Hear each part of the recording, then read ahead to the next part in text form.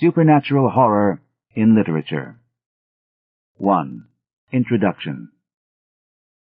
The oldest and strongest emotion of mankind is fear, and the oldest and strongest kind of fear is fear of the unknown.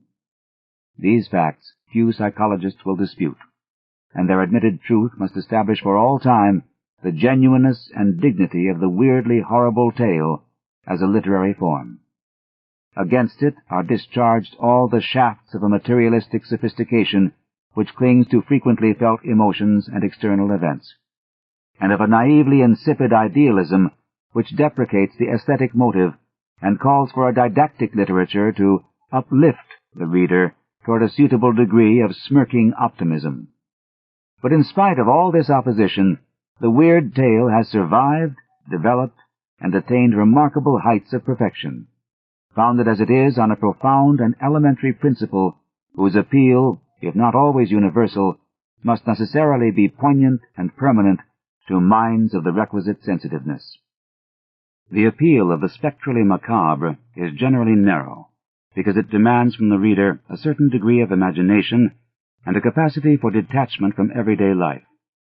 Relatively few are free enough from the spell of the daily routine to respond to rappings from outside, and tales of ordinary feelings and events, or of common sentimental distortions of such feelings and events, will always take first place in the taste of the majority. Rightly, perhaps, since of course these ordinary matters make up the greater part of human experience. But the sensitive are always with us, and sometimes a curious streak of fancy invades an obscure corner of the very hardest head, so that no amount of rationalization, reform, or Freudian analysis can quite annul the thrill of the chimney-corner whisper or the lonely wood. There is here involved a psychological pattern or tradition as real and as deeply grounded in mental experience as any other pattern or tradition of mankind, coeval with the religious feeling and closely related to many aspects of it, and too much a part of our inmost biological heritage to lose keen potency over a very important, though not numerically great, minority of our species. Man's first instincts and emotions formed his response to the environment in which he found himself. Definite feelings based on pleasure and pain grew up around the phenomena whose causes and effects he understood, whilst around those which he did not understand, and the universe teemed with them in the early days, were naturally woven such personifications, marvelous interpretations, and sensations of awe and fear as would be hit upon by a race having few and simple ideas and limited experience. The unknown, being likewise the unpredictable, became for our primitive forefathers a terrible and omnipotent source of boons and calamities visited upon mankind for cryptic and wholly extraterrestrial reasons, and thus clearly belonging to spheres of existence whereof we knew nothing, and wherein we have no part. The phenomenon of dreaming likewise helped to build up the notion of an unreal or spiritual world, and in general, all the conditions of savage dawn life so strongly conduced toward a feeling of the supernatural that we need not wonder at the thoroughness with which man's very hereditary essence has become saturated with religion and superstition. That saturation must, as a matter of plain scientific fact, be regarded as virtually permanent so far as the subconscious mind and inner instincts are concerned. For though the area of the unknown has been steadily contracting for thousands of years, an infinite reservoir of mystery still engulfs most of the outer cosmos, whilst a vast residuum of powerful inherited associations clings round all the objects and processes that were once mysterious, however well they may now be explained. And more than this, there is an actual physiological fixation of the old instincts in our nervous tissue, which would make them obscurely operative even were the conscious mind to be purged of all sources of wonder. Because we remember pain and the menace of death more vividly than pleasure, and because our feelings toward the beneficent aspects of the unknown have from the first been captured and formalized by conventional religious rituals, it has fallen to the lot of the darker and more maleficent side of cosmic mystery to figure chiefly in our popular supernatural folklore. This tendency, too, is naturally enhanced by the fact that uncertainty and danger are always closely allied. thus making any kind of an unknown world a world of peril and evil possibilities. When to this sense of fear and evil the inevitable fascination of wonder and curiosity is superadded, there is born a composite body of keen emotion and imaginative provocation whose vitality must of necessity endure as long as the human race itself. Children will always be afraid of the dark, and men with minds sensitive to hereditary impulse will always tremble at the thought of the hidden and fathomless worlds of strange life which may pulsate in the gulfs beyond the stars, or press hideously upon our own globe in unholy dimensions which only the dead and the moonstruck can glimpse. With this foundation, no one need wonder at the existence of a literature of cosmic fear. It has always existed, and always will exist, and no better evidence of its tenacious vigor can be cited than the impulse which now and then drives writers of totally opposite leanings to try their hands at it in isolated tales, as if to discharge from their minds certain phantasmal shapes which would otherwise haunt them. Thus Dickens wrote several eerie narratives, Browning the hideous poem Childe Roland, Henry James The Turn of the Screw, Dr. Holmes the subtle novel Elsie Venner, F. Marion Crawford The Upper Berth, and a number of other examples, Mrs. Charlotte Perkins Gilman, social worker, The Yellow Wallpaper, whilst the humorist W. W. Jacobs produced that able melodramatic bit called The Monkey's Paw. This type of fear literature must not be confounded with a type externally similar, but psychologically widely different, the literature of mere physical fear and the mundanely gruesome. Such writing, to be sure, has its place, as has the conventional or even whimsical or humorous ghost story, where formalism or the author's knowing wink removes the true sense of the morbidly unnatural. But these things are not the literature of cosmic fear in its purest sense. The true weird tale has something more than secret murder, bloody bones, or a sheeted form clanking chains according to rule. A certain atmosphere of breathless and unexplainable dread of outer, unknown forces must be present, and there must be a hint, expressed with a seriousness and portentousness becoming its subject, of that most terrible conception of the human brain, a malign and particular suspension or defeat of those fixed laws of nature which are our only safeguard against the assaults of chaos and the demons of unplumbed space. Naturally, we cannot expect all weird tales to conform absolutely to any theoretical model. Creative minds are uneven, and the best of fabrics have their dull spots. Moreover, much of the choicest weird work is unconscious, appearing in memorable fragments scattered through material whose massed effect may be of a very different cast. Atmosphere is the all-important thing, for the final criterion of authenticity is not the dovetailing of a plot, but the creation of a given sensation. End of Side 12. Change side selector switch. This book is continued on the next cassette. Side 13. Dagon and Other Macabre Tales by H.P. Lovecraft. Continuing with Supernatural Horror in Literature on page 368. We may say, as a general thing, that a weird story whose intent is to teach or produce a social effect, or one in which the horrors are finally explained away by natural means, is not a genuine tale of cosmic fear. But it remains a fact that such narratives often possess, in isolated sections, atmospheric touches which fulfill every condition of true supernatural horror literature. Therefore, we must judge a weird tale not by the author's intent, or by the mere mechanics of the plot, but by the emotional level which it attains at its least mundane point. If the proper sensations are excited, such a high spot must be admitted on its own merits as weird literature, no matter how prosaically it is later dragged down. The one test of the really weird is simply this: whether or not there be excited in the reader a profound sense of dread, and of contact with unknown spheres and powers, a subtle attitude of awed listening, as if for the beating of black wings, or the scratching of outside shapes and entities on the known universe's utmost rim. And, of course, the more completely and unifiedly a story conveys this atmosphere, the better it is as a work of art in the given medium. 2.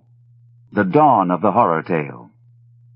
As may naturally be expected of a form so closely connected with primal emotion, the horror tale is as old as human thought and speech themselves. Cosmic terror appears as an ingredient of the earliest folklore of all races, and is crystallized in the most archaic ballads, chronicles, and sacred writings. It was indeed a prominent feature of the elaborate ceremonial magic, with its rituals for the evocation of demons and specters, which flourished from prehistoric times, and which reached its highest development in Egypt and the Semitic nations.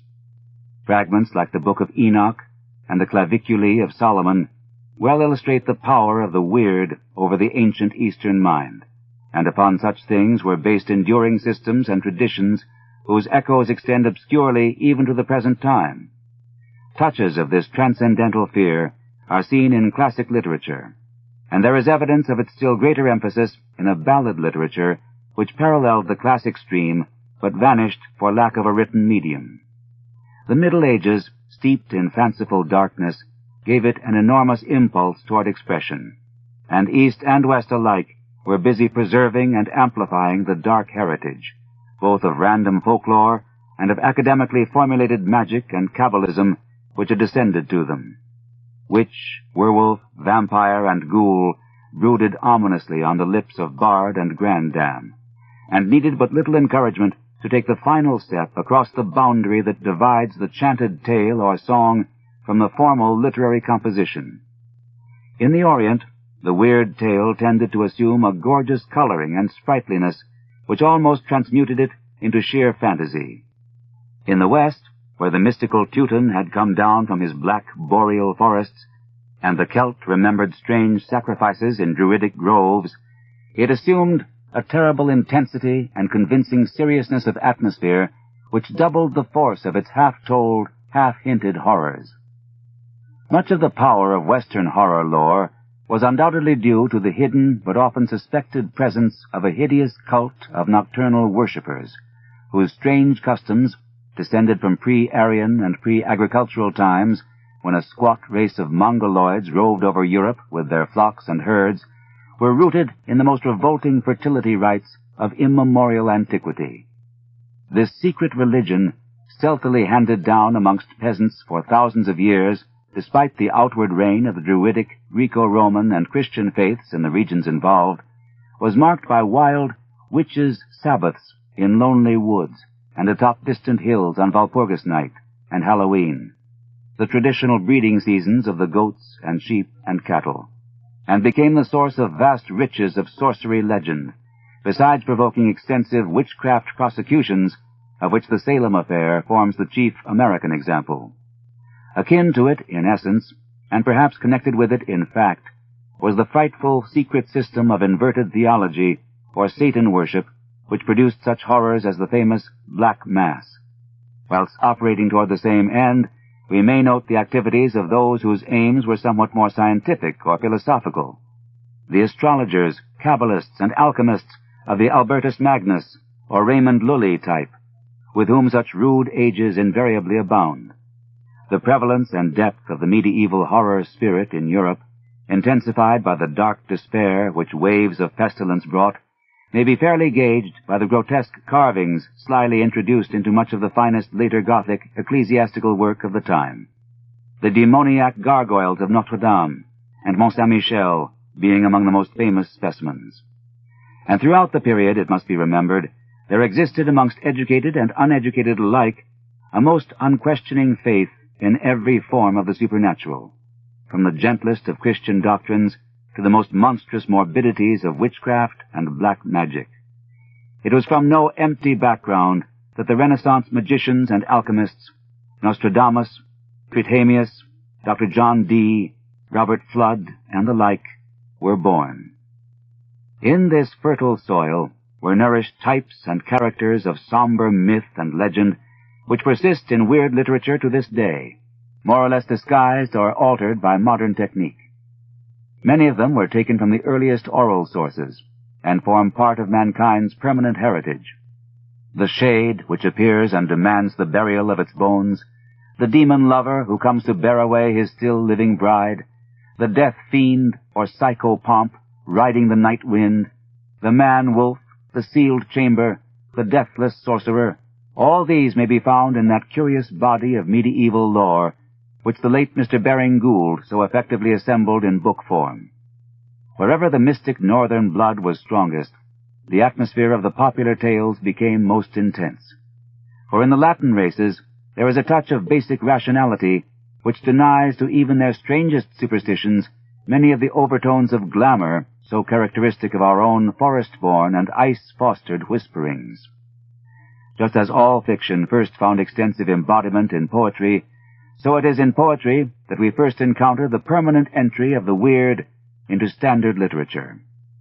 Most of the ancient instances, curiously enough, are in prose, as the werewolf incident in Petronius, the gruesome passages in Apuleius, the brief but celebrated letter of Pliny the Younger to Sura, and the odd compilation on wonderful events by the Emperor Hadrian's Greek freedman Phlegon. It is in Phlegon that we first find that hideous tale of the corpse bride, Philinion and Machates, later related by Proclus and in the modern times forming the inspiration of Goethe's Bride of Corinth and Washington Irving's German Student. But by the time the old northern myths take literary form, and in that later time when the weird appears as a steady element in the literature of the day, we find it mostly in metrical dress, as indeed we find the greater part of the strictly imaginative writing of the Middle Ages and Renaissance. The Scandinavian Eddas and sagas thunder with cosmic horror, and shake with the stark fear of Ymir and his shapeless spawn, whilst our own Anglo-Saxon Beowulf and the later continental Nibelung tales are full of eldritch weirdness. Dante is a pioneer in the classic capture of macabre atmosphere, and in Spenser's stately stanzas will be seen more than a few touches of fantastic terror in landscape, incident, and character. Prose literature gives us Malory's Morte d'Arthur, in which are presented many ghastly situations taken from early ballad sources. The theft of the sword and silk from the corpse in Chapel Perilous by Sir Launcelot, the ghost of Sir Gawain, and the tomb fiend seen by Sir Galahad, whilst other and cruder specimens were doubtless set forth in the cheap and sensational chap books, vulgarly hawked about and devoured by the ignorant. In Elizabethan drama, with its Dr. Faustus, the witches in Macbeth, the ghost in Hamlet, and the horrible gruesomeness of Webster, we may easily discern the strong hold of the demoniac on the public mind, a hold intensified by the very real fear of living witchcraft, whose terrors, first wildest on the continent, begin to echo loudly in English ears as the witch-hunting crusades of James I gain headway. To the lurking mystical prose of the ages is added a long line of treatises on witchcraft and demonology, which aid in exciting the imagination of the reading world. Through the 17th and into the 18th century, we behold a growing mass of fugitive legendary and balladry of darksome cast, still, however, held down beneath the surface of polite and accepted literature. Chapbooks of horror and weirdness multiplied, and we glimpse the eager interest of the people through fragments like Defoe's Apparition of Mrs. Veal, a homely tale of a dead woman's spectral visit to a distant friend, written to advertise covertly a badly selling theological disquisition on death. The upper orders of society were now losing faith in the supernatural and indulging in a period of classic rationalism.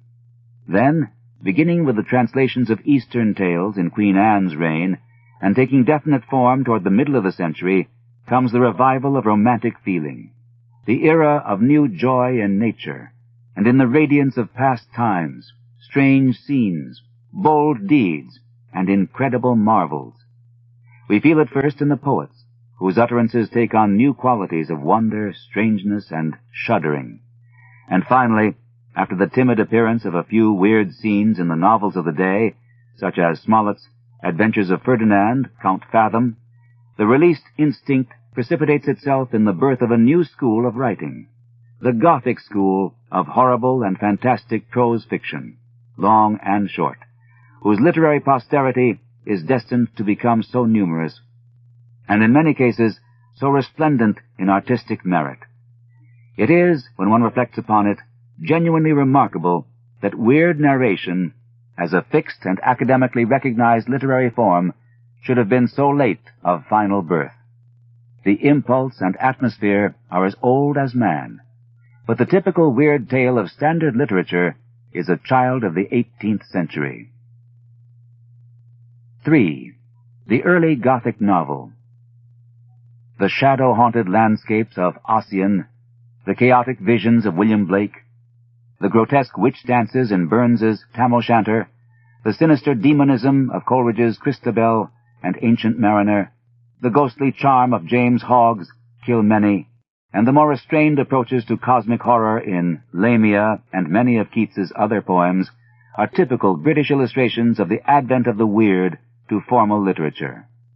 Our Teutonic cousins of the continent were equally receptive to the rising flood, and Bürger's Wild Huntsman and the even more famous Demon Bridegroom ballad of Lenora, both imitated in English by Scott, whose respect for the supernatural was always great, are only a taste of the eerie wealth which German song had commenced to provide. Thomas Moore adapted from such sources the legend of the ghoulish statue bride, later used by Prosper Mérimée in The Venus of Ile, and traceable back to great antiquity, which echoes so shiveringly in his ballad of The Ring, whilst Goethe's deathless masterpiece, Faust, crossing from mere balladry into the classic cosmic tragedy of the ages, may be held as the ultimate height to which this German poetic impulse arose. But it remained for a very sprightly and worldly Englishman, none other than Horace Walpole himself, to give the growing impulse definite shape, and become the actual founder of the literary horror story as a permanent form. Fond of medieval romance and mystery as a dilettante's diversion, and with a quaintly imitated Gothic castle as his abode at Strawberry Hill, Walpole, in 1764, published The Castle of Otranto, a tale of the supernatural which, though thoroughly unconvincing and mediocre in itself, was destined to exert an almost unparalleled influence on the literature of the weird. First venturing it only as a translation by one William Marshall, gentleman, from the Italian of a mythical Onofrio Moralto, the author later acknowledged his connection with the book and took pleasure in its wide and instantaneous popularity, a popularity which extended to many editions, early dramatization, and wholesale imitation both in England and in Germany. The story, tedious, artificial, and melodramatic, is further impaired by a brisk and prosaic style, whose urbane sprightliness nowhere permits the creation of a truly weird atmosphere.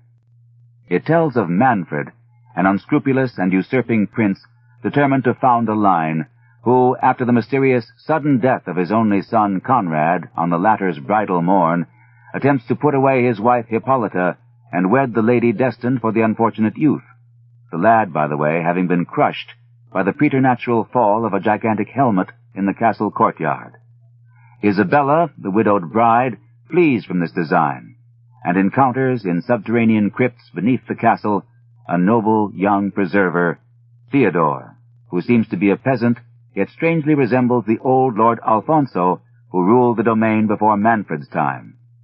Shortly thereafter, supernatural phenomena assailed the castle in divers ways, fragments of gigantic armor being discovered here and there, a portrait walking out of its frame, a thunderclap destroying the edifice, and a colossal armored spectre of Alfonso rising out of the ruins to ascend through parting clouds to the bosom of St. Nicholas. Theodore, having wooed Manfred's daughter Matilda and lost her through death, for she is slain by her father by mistake, is discovered to be the son of Alfonso and rightful heir to the estate.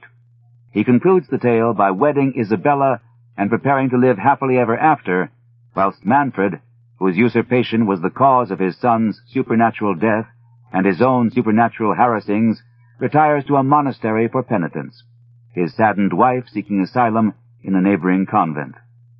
Such is the tale, flat, stilted, and altogether devoid of the true cosmic horror which makes weird literature.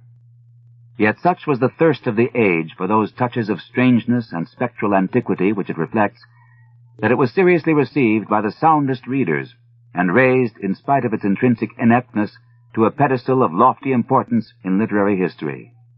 What it did, above all else, was to create a novel type of scene, puppet characters, and incidents, which, handled to better advantage by writers more naturally adapted to weird creation, stimulated the growth of an imitative Gothic school, which in turn inspired the real weavers of cosmic terror, the line of actual artists beginning with Poe.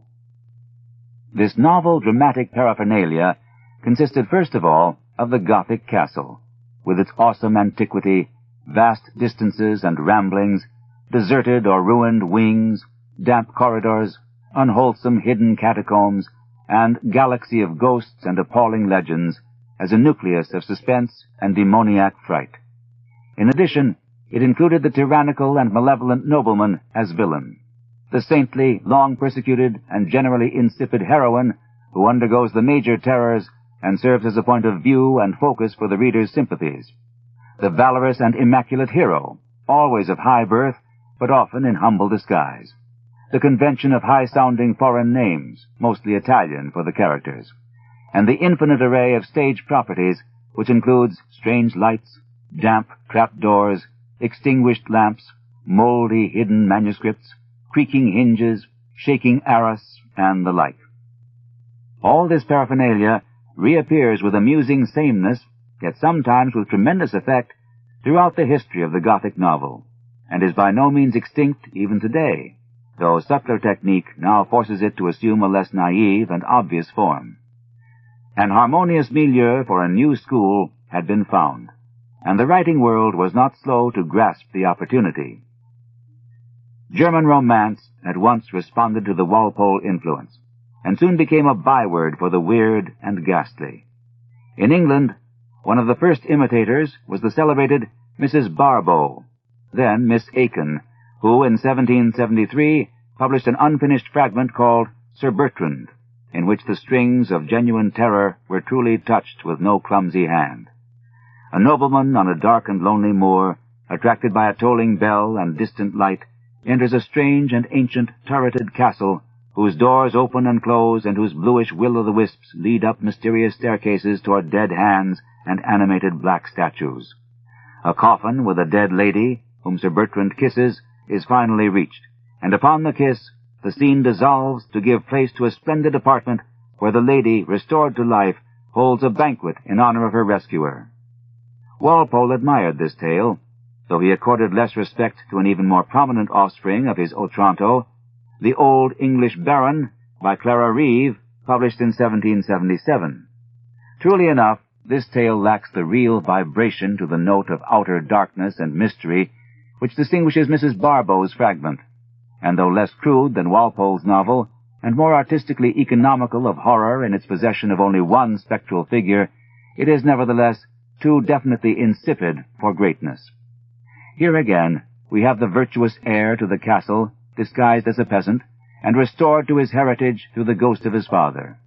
And here again we have a case of wide popularity, leading to many editions, dramatization, and ultimate translation into French. Miss Reeve wrote another weird novel, unfortunately unpublished and lost. The Gothic novel was now settled as a literary form, and instances multiply bewilderingly as the 18th century draws toward its close. The Recess, written in 1785 by Mrs. Sophia Lee, has the historic element, revolving round the twin daughters of Mary, Queen of Scots, and though devoid of the supernatural, employs the Walpole scenery and mechanism with great dexterity. 5 years later, and all existing lamps are paled by the rising of a fresh luminary of wholly superior order, Mrs. Anne Radcliffe, 1764 to 1823, whose famous novels made terror and suspense a fashion, and who set new and higher standards in the domain of macabre and fear-inspiring atmosphere, despite a provoking custom of destroying her own phantoms at the last through labored mechanical explanations. To the familiar Gothic trappings of her predecessors, Mrs. Radcliffe added a genuine sense of the unearthly in scene and incident, which closely approached genius. every touch of setting and action contributing artistically to the impression of illimitable frightfulness which she wished to convey. A few sinister details, like a track of blood on castle stairs, a groan from a distant vault, or a weird song in the nocturnal forest, can, with her, conjure up the most powerful images of imminent horror, surpassing by far the extravagant and toilsome elaborations of others. Nor are these images in themselves any the less potent because they are explained away before the end of the novel. Mrs. Radcliffe's visual imagination was very strong, and appears as much in her delightful landscape touches, always in broad, glamorously pictorial outline and never in close detail, as in her weird fantasies. Her prime weaknesses, aside from the habit of prosaic disillusionment, are a tendency toward erroneous geography and history, and a fatal predilection for bestrewing her novels with insipid little poems, attributed to one or another of the characters. Mrs. Radcliffe wrote 6 novels: The Castles of Athlin and Dunbayne, 1789, A Sicilian Romance, 1790, The Romance of the Forest, 1791, The Mysteries of Udolpho, 1794, The Italian, 1797, and Gaston de Blondeville, composed in 1802, but first published posthumously in 1826. Of these, Udolpho is by far the most famous, and may be taken as a type of the early Gothic tale at its best. It is the chronicle of Emily, a young Frenchwoman transplanted to an ancient and portentous castle in the Apennines through the death of her parents and the marriage of her aunt to the lord of the castle, the scheming nobleman Montoni. Mysterious sounds, opened doors, frightful legends, and a nameless horror in a niche behind a black veil all operate in quick succession to unnerve the heroine and her faithful attendant Annette. But finally, after the death of her aunt, she escapes with the aid of a fellow prisoner whom she has discovered. On the way home, she stops at a chateau filled with fresh horrors: the abandoned wing where the departed chatelaine dwelt, and the bed of death with the black pall, but is finally restored to security and happiness with her lover Valancourt, after the clearing up of a secret which seemed for a time to involve her birth in mystery. Clearly, this is only the familiar material reworked, but it is so well reworked that Udolpho will always be a classic. Mrs. Radcliffe's characters are puppets, but they are less markedly so than those of her forerunners, and in atmospheric creation she stands preeminent among those of her time. Of Mrs. Radcliffe's countless imitators, the American novelist Charles Brockden Brown stands the closest in spirit and method. Like her, he injured his creations by natural explanations, but also like her, he had an uncanny atmospheric power, which gives his horrors a frightful vitality as long as they remain unexplained. He differed from her in contemptuously discarding the external Gothic paraphernalia and properties and choosing modern American scenes for his mysteries. But this repudiation did not extend to the Gothic spirit and type of incident. Brown's novels involve some memorably frightful scenes, and excel even Mrs. Radcliffe's in describing the operations of the perturbed mind. Edgar Huntley starts with a sleepwalker digging a grave, but is later impaired by touches of Godwinian didacticism. Ormond involves a member of a sinister secret brotherhood. That and Arthur Mervyn both describe the plague of yellow fever, which the author had witnessed in Philadelphia and New York. But Brown's most famous book is Wieland, or The Transformation, 1798, in which a Pennsylvania German, engulfed by a wave of religious fanaticism, hears voices and slays his wife and children as a sacrifice. His sister Clara, who tells the story, narrowly escapes. The scene, laid at the woodland estate of Mittingen on the Schuylkill's remote reaches, is drawn with extreme vividness, and the terrors of Clara, beset by spectral tones, gathering fears, and the sound of strange footsteps in the lonely house, are all shaped with truly artistic force. In the end, a lame ventriloquial explanation is offered, but the atmosphere is genuine while it lasts. Carwin, the malign ventriloquist, is a typical villain of the Manfred or Montoni type. 4. The apex of Gothic romance. Horror in literature attains a new malignity in the work of Matthew Gregory Lewis, 1775 to 1818, whose novel, The Monk, 1796, achieved marvelous popularity and earned him the nickname of Monk Lewis. This young author, educated in Germany and saturated with a body of wild Teuton lore unknown to Mrs. Radcliffe, turned to terror in forms more violent than his gentle predecessor had ever dared to think of, and produced as a result a masterpiece of active nightmare whose general Gothic cast is spiced with added stores of ghoulishness. The story is one of a Spanish monk, Ambrosio, who from a state of over-proud virtue is tempted to the very nadir of evil by a fiend in the guise of the maiden Matilda, and who is finally, when awaiting death at the Inquisition's hands, induced to purchase escape at the price of his soul from the devil, because he deems both body and soul already lost.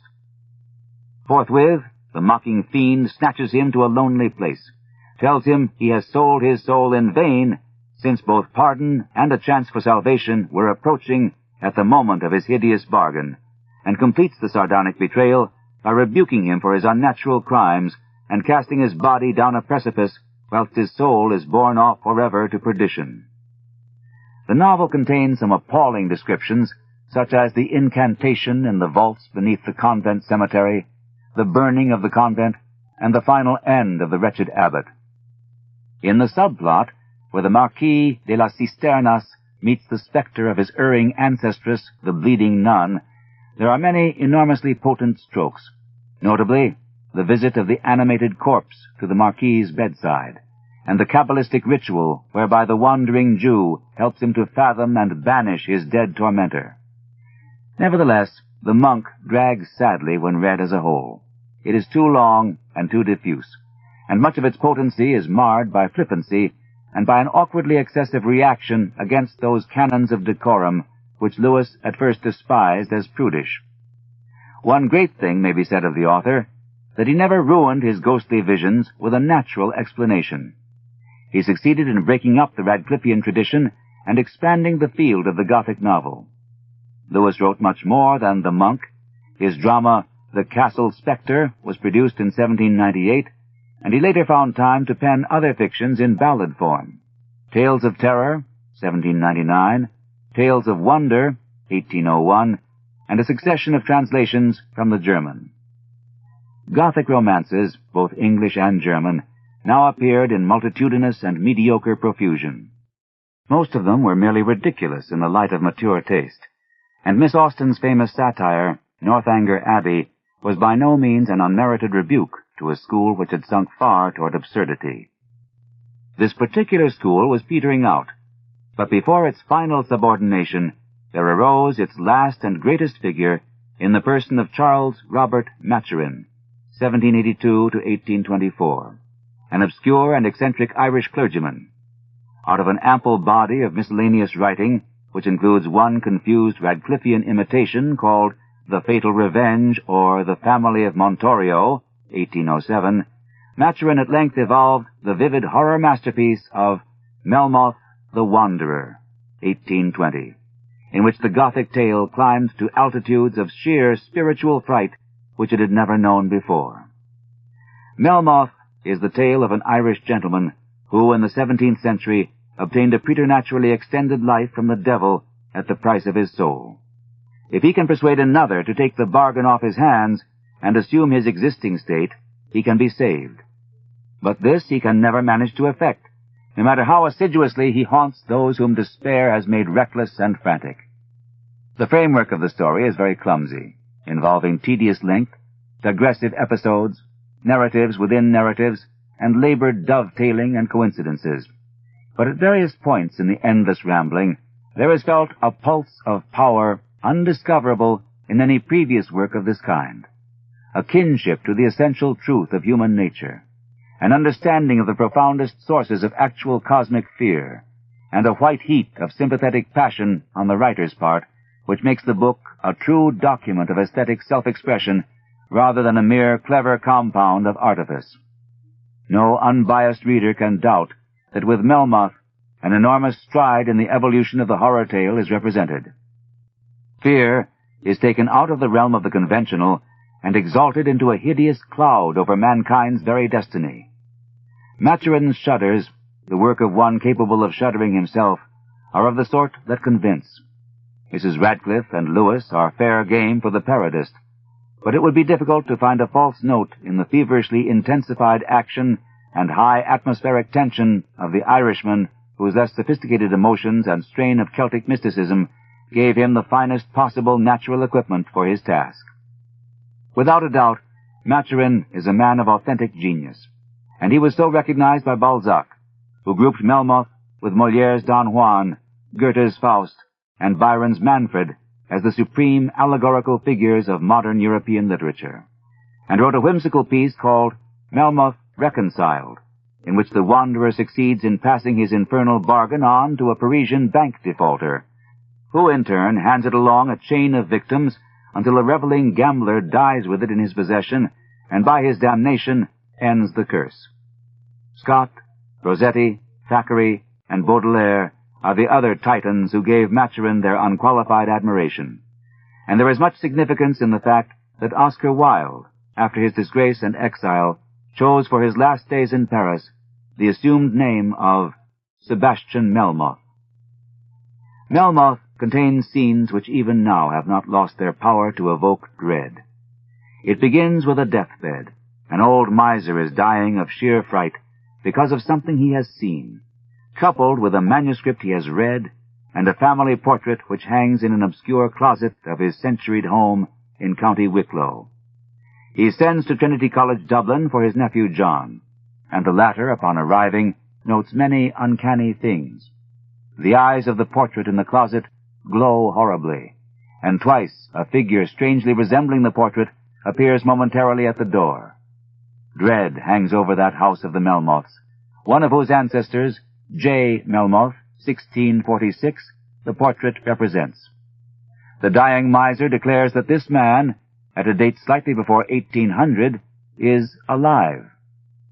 Finally, the miser dies, and the nephew is told in the will to destroy both the portrait and a manuscript to be found in a certain drawer. Reading the manuscript, which was written late in the 17th century by an Englishman named Stanton, young John learns of a terrible incident in Spain in 1677, when the writer met a horrible fellow countryman and was told of how he had stared to death a priest who tried to denounce him as one filled with fearsome evil. Later, after meeting the man again in London, Stanton is cast into a madhouse and visited by the stranger, whose approach is heralded by spectral music and whose eyes have a more than mortal glare. Melmoth the Wanderer, for such is the malign visitor, offers the captive freedom if he will take over his bargain with the devil. But like all others whom Melmoth has approached, Stanton is proof against temptation. Melmoth's description of the horrors of a life in a madhouse, used to tempt Stanton, is one of the most potent passages of the book. Stanton is at length liberated, and spends the rest of his life tracking down Melmoth, whose family and ancestral abode he discovers. With the family, he leaves the manuscript, which by young John's time is sadly ruinous and fragmentary. John destroys both portrait and manuscript, but in sleep is visited by his horrible ancestor, who leaves a black and blue mark on his wrist. Young John soon afterward receives as a visitor a shipwrecked Spaniard, Alonso de Monsada, who has escaped from compulsory monasticism and from the perils of the Inquisition. He has suffered horribly, and the descriptions of his experiences under torment and in the vaults through which he once essays escape are classic, but had the strength to resist Melmoth the Wanderer when approached at his darkest hour in prison. At the house of a Jew who sheltered him after his escape, he discovers a wealth of manuscript relating other exploits of Melmoth, including his wooing of an Indian island maiden, Ima Lee, who later comes to her birthright in Spain and is known as Donna Isadora, and of his horrible marriage to her by the corpse of a dead anchorite at midnight in the ruined chapel of a shunned and abhorred monastery. Monsada's narrative to young John takes up the bulk of Maturin's 4-volume book, this disproportion being considered one of the chief technical faults of the composition. At last, the colloquies of John and Monsada are interrupted by the entrance of Melmoth the Wanderer himself, his piercing eyes now fading and decrepitude swiftly overtaking him. The term of his bargain has approached its end, and he has come home after a century and a half to meet his fate. Warning all others from the room, no matter what sounds they may hear in the night, he awaits the end alone. Young John and Monsada hear frightful ululations, but do not intrude till silence comes toward morning. They then find the room empty. Clayey footprints lead out a rear door to a cliff overlooking the sea, and near the edge of the precipice is a track indicating the forcible dragging of some heavy body. The wanderer's scarf is found on a crag some distance below the brink, but nothing further is ever seen or heard of him. Such is the story, and none can fail to notice the difference between this modulated, suggestive, and artistically molded horror and, to use the words of Professor George Saintsbury, the artful but rather jejune rationalism of Mrs. Radcliffe, and the too often puerile extravagance, the bad taste, and the sometimes slipshod style of Lewis. Maturin's style in itself deserves particular praise, for its forcible directness and vitality lift it altogether above the pompous artificialities of which his predecessors are guilty. Professor Edith Burkhead, in her History of the Gothic novel, justly observes that, with all his faults, Maturin was the greatest as well as the last of the Goths. Melmoth was widely read and eventually dramatized, but its late date in the evolution of the Gothic tale deprived it of the tumultuous popularity of Udolpho and The Monk. 5. The aftermath of Gothic fiction. Meanwhile, other hands had not been idle, so that above the dreary plethora of trash, like Marquis von Grosse's Horrid Mysteries, 1796, Mrs. Roach's Children of the Abbey, 1796, Miss Dacre's Zofloya, or The Moor, 1806, and the poet Shelley's schoolboy effusions Zastrozzi, 1810, and St. Irvyne, 1811, both imitations of Zofloya, there arose many memorable weird works, both in English and German. Classic in merit and markedly different from its fellows because of its foundation in the Oriental tale rather than the Walpole-esque Gothic novel, is the celebrated History of the Caliph Vathek by the wealthy dilettante William Beckford, first written in the French language but published in an English translation before the appearance of the original. Eastern tales, introduced to European literature early in the 18th century through Galland's French translation of the inexhaustibly opulent Arabian Nights, had become a reigning fashion, being used both for allegory and for amusement. The sly humor which only the Eastern mind knows how to mix with weirdness had captivated a sophisticated generation, till Baghdad and Damascus names became as freely strewn through popular literature as dashing Italian and Spanish ones were soon to be. Beckford, well read in Eastern romance, caught the atmosphere with unusual receptivity, and in his fantastic volume reflected very potently the haughty luxury, sly disillusion, bland cruelty, urbane treachery, and shadowy spectral horror of the Saracen spirit. His seasoning of the ridiculous seldom mars the force of his sinister theme, and the tale marches onward with a phantasmagoric pomp in which the laughter is that of skeletons feasting under arabesque domes.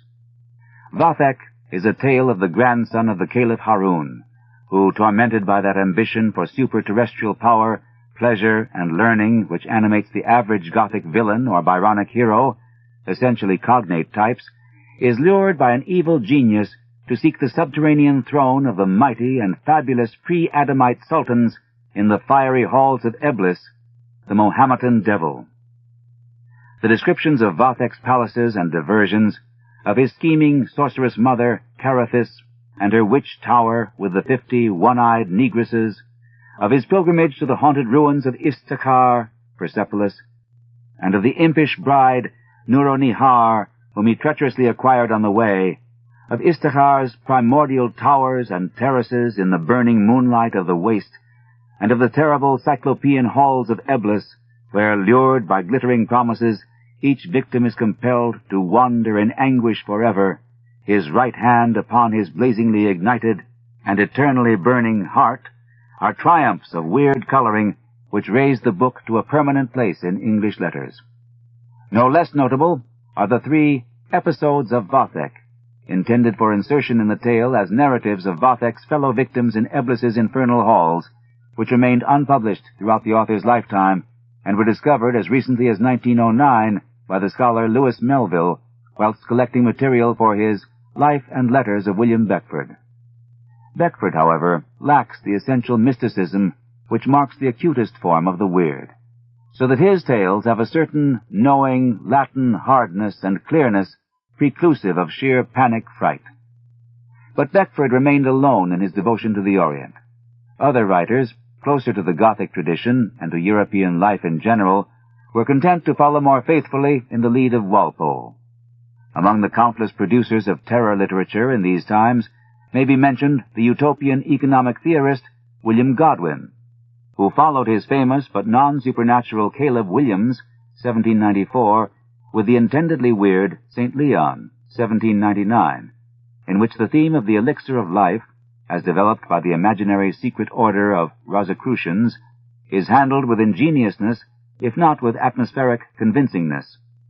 This element of Rosicrucianism, fostered by a wave of popular magical interest, exemplified in the vogue of the charlatan Cagliostro and the publication of Francis Barrett's The Magus, 1801, a curious and compendious treatise on occult principles and ceremonies, of which a reprint was made as lately as 1896, figures in Bulwer Lytton and in many late Gothic novels, especially that remote and enfeebled posterity which straggled far down into the 19th century and was represented by George W. M. Reynolds' Faust and the Demon and Wagner the Werewolf. Caleb Williams, though non-supernatural, has many authentic touches of terror. It is the tale of a servant persecuted by a master whom he has found guilty of murder, and displays an invention and skill which have kept it alive in a fashion to this day. It was dramatized as The Iron Chest, and in that form was almost equally celebrated. Godwin, however, was too much the conscious teacher and prosaic man of thought to create a genuine weird masterpiece. His daughter, the wife of Shelley, was much more successful, and her inimitable Frankenstein, or The Modern Prometheus, 1818, is one of the horror classics of all time. Composed in competition with her husband, Lord Byron, and Dr. John William Polidori, in an effort to prove supremacy in horror-making, Mrs. Shelley's Frankenstein was the only one of the rival narratives to be brought to an elaborate completion, and criticism has failed to prove that the best parts are due to Shelley rather than to her. The novel, somewhat tinged but scarcely marred by moral didacticism, tells of the artificial human being molded from charnel fragments by Victor Frankenstein, a young Swiss medical student. Created by its designer in the mad pride of intellectuality, the monster possesses full intelligence, but owns a hideously loathsome form. It is rejected by mankind, becomes embittered, and at length begins the successive murder of all whom young Frankenstein loves best, friends and family. It demands that Frankenstein create a wife for it, and when the student finally refuses in horror lest the world be populated with such monsters, it departs with a hideous threat to be with him on his wedding night. Upon that night, the bride is strangled, and from that time on, Frankenstein hunts down the monster, even into the wastes of the Arctic. In the end, whilst seeking shelter on the ship of the man who tells the story, Frankenstein himself is killed by the shocking object of his search and creation of his presumptuous pride. Some of the scenes in Frankenstein are unforgettable, as when the newly animated monster enters its creator's room, parts the curtains of his bed, and gazes at him in the yellow moonlight with watery eyes, if eyes they may be called. Mrs. Shelley wrote other novels, including the fairly notable Last Man, but never duplicated the success of her first effort. It has the true touch of cosmic fear, no matter how much the movement may lag in places. Dr. Polidori developed his competing idea as a long short story, The Vampire, in which we behold a suave villain of the true Gothic or Byronic type, and encounter some excellent passages of stark fright, including a terrible nocturnal experience in a shunned Grecian wood. In this same period, Sir Walter Scott frequently concerned himself with the weird, weaving it into many of his novels and poems, and sometimes producing such independent bits of narration as The Tapestried Chamber, or Wandering Willie's Tale in Red Gauntlet, in the latter of which the force of the spectral and the diabolic is enhanced by a grotesque homeliness of speech and atmosphere. In 1830, Scott published his Letters on Demonology and Witchcraft, which still forms one of our best compendia of European witch lore. Washington Irving is another famous figure not unconnected with the weird. For though most of his ghosts are too whimsical and humorous to form genuinely spectral literature, a distinct inclination in this direction is to be noted in many of his productions.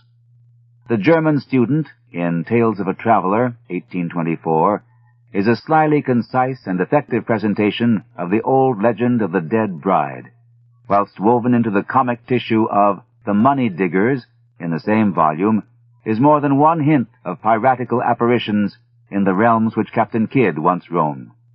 Thomas Moore also joined the ranks of the macabre artists in the poem Alciphron, which he later elaborated into the prose novel of The Epicurean, 1827.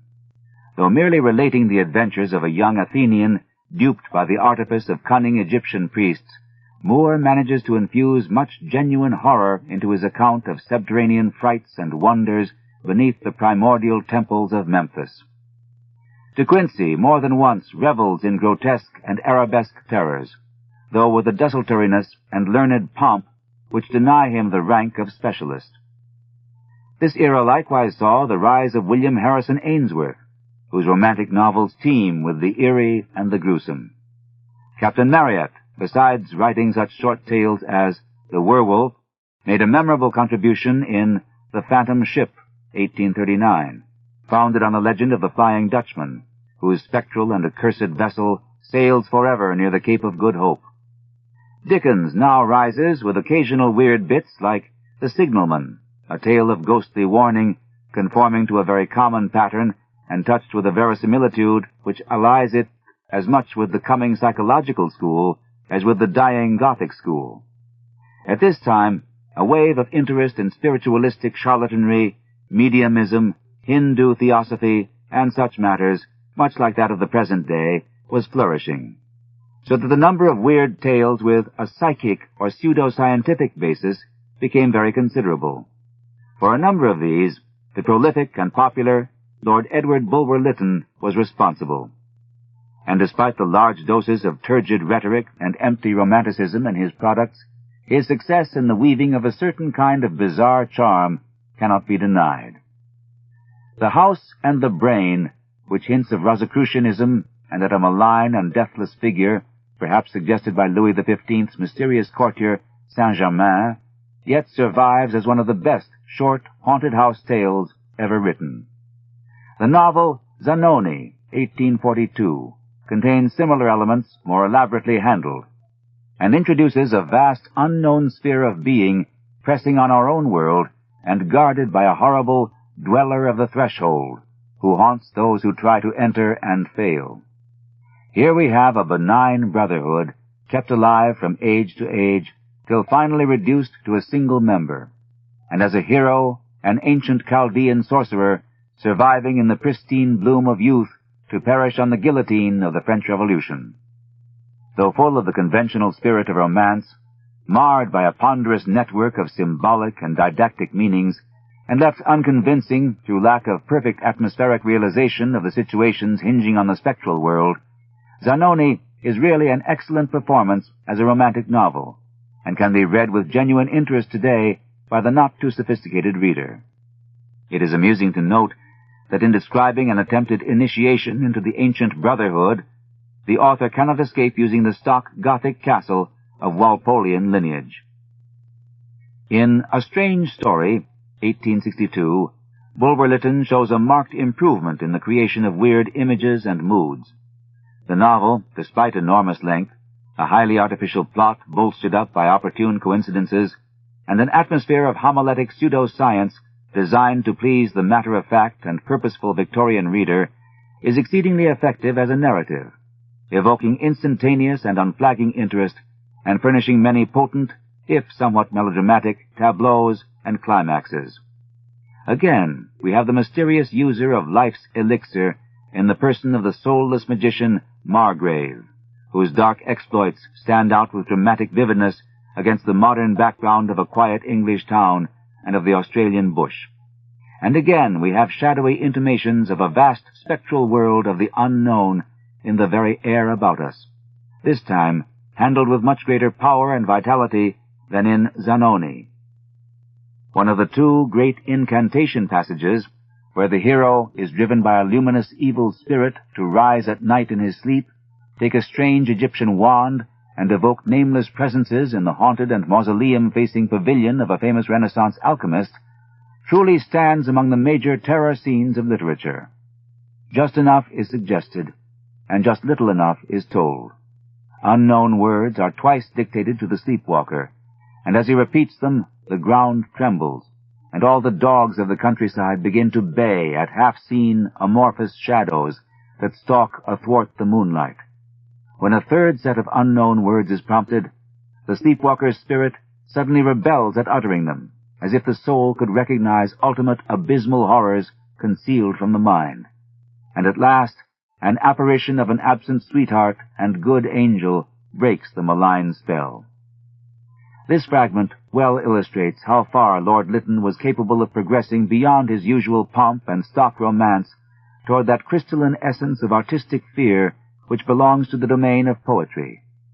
In describing certain details of incantations, Lytton was greatly indebted to his amusingly serious occult studies, in the course of which he came in touch with that odd French scholar and Kabbalist Alphonse Louis Constant, Eliphas Lévy, who claimed to possess the secrets of ancient magic and to have evoked the spectre of the old Grecian wizard Apollonius of Tyana, who lived in Nero's time.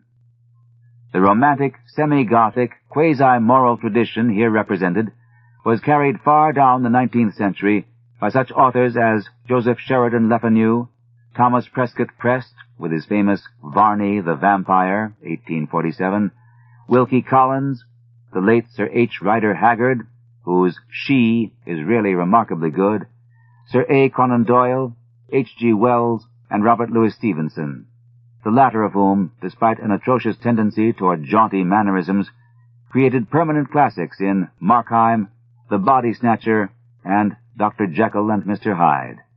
Indeed, we may say that this school still survives, for to it clearly belong such of our contemporary horror tales as specialize in events rather than atmospheric details, address the intellect rather than the impressionistic imagination, cultivate a luminous glamour rather than a malign tensity or psychological verisimilitude, and take a definite stand in sympathy with mankind and its welfare.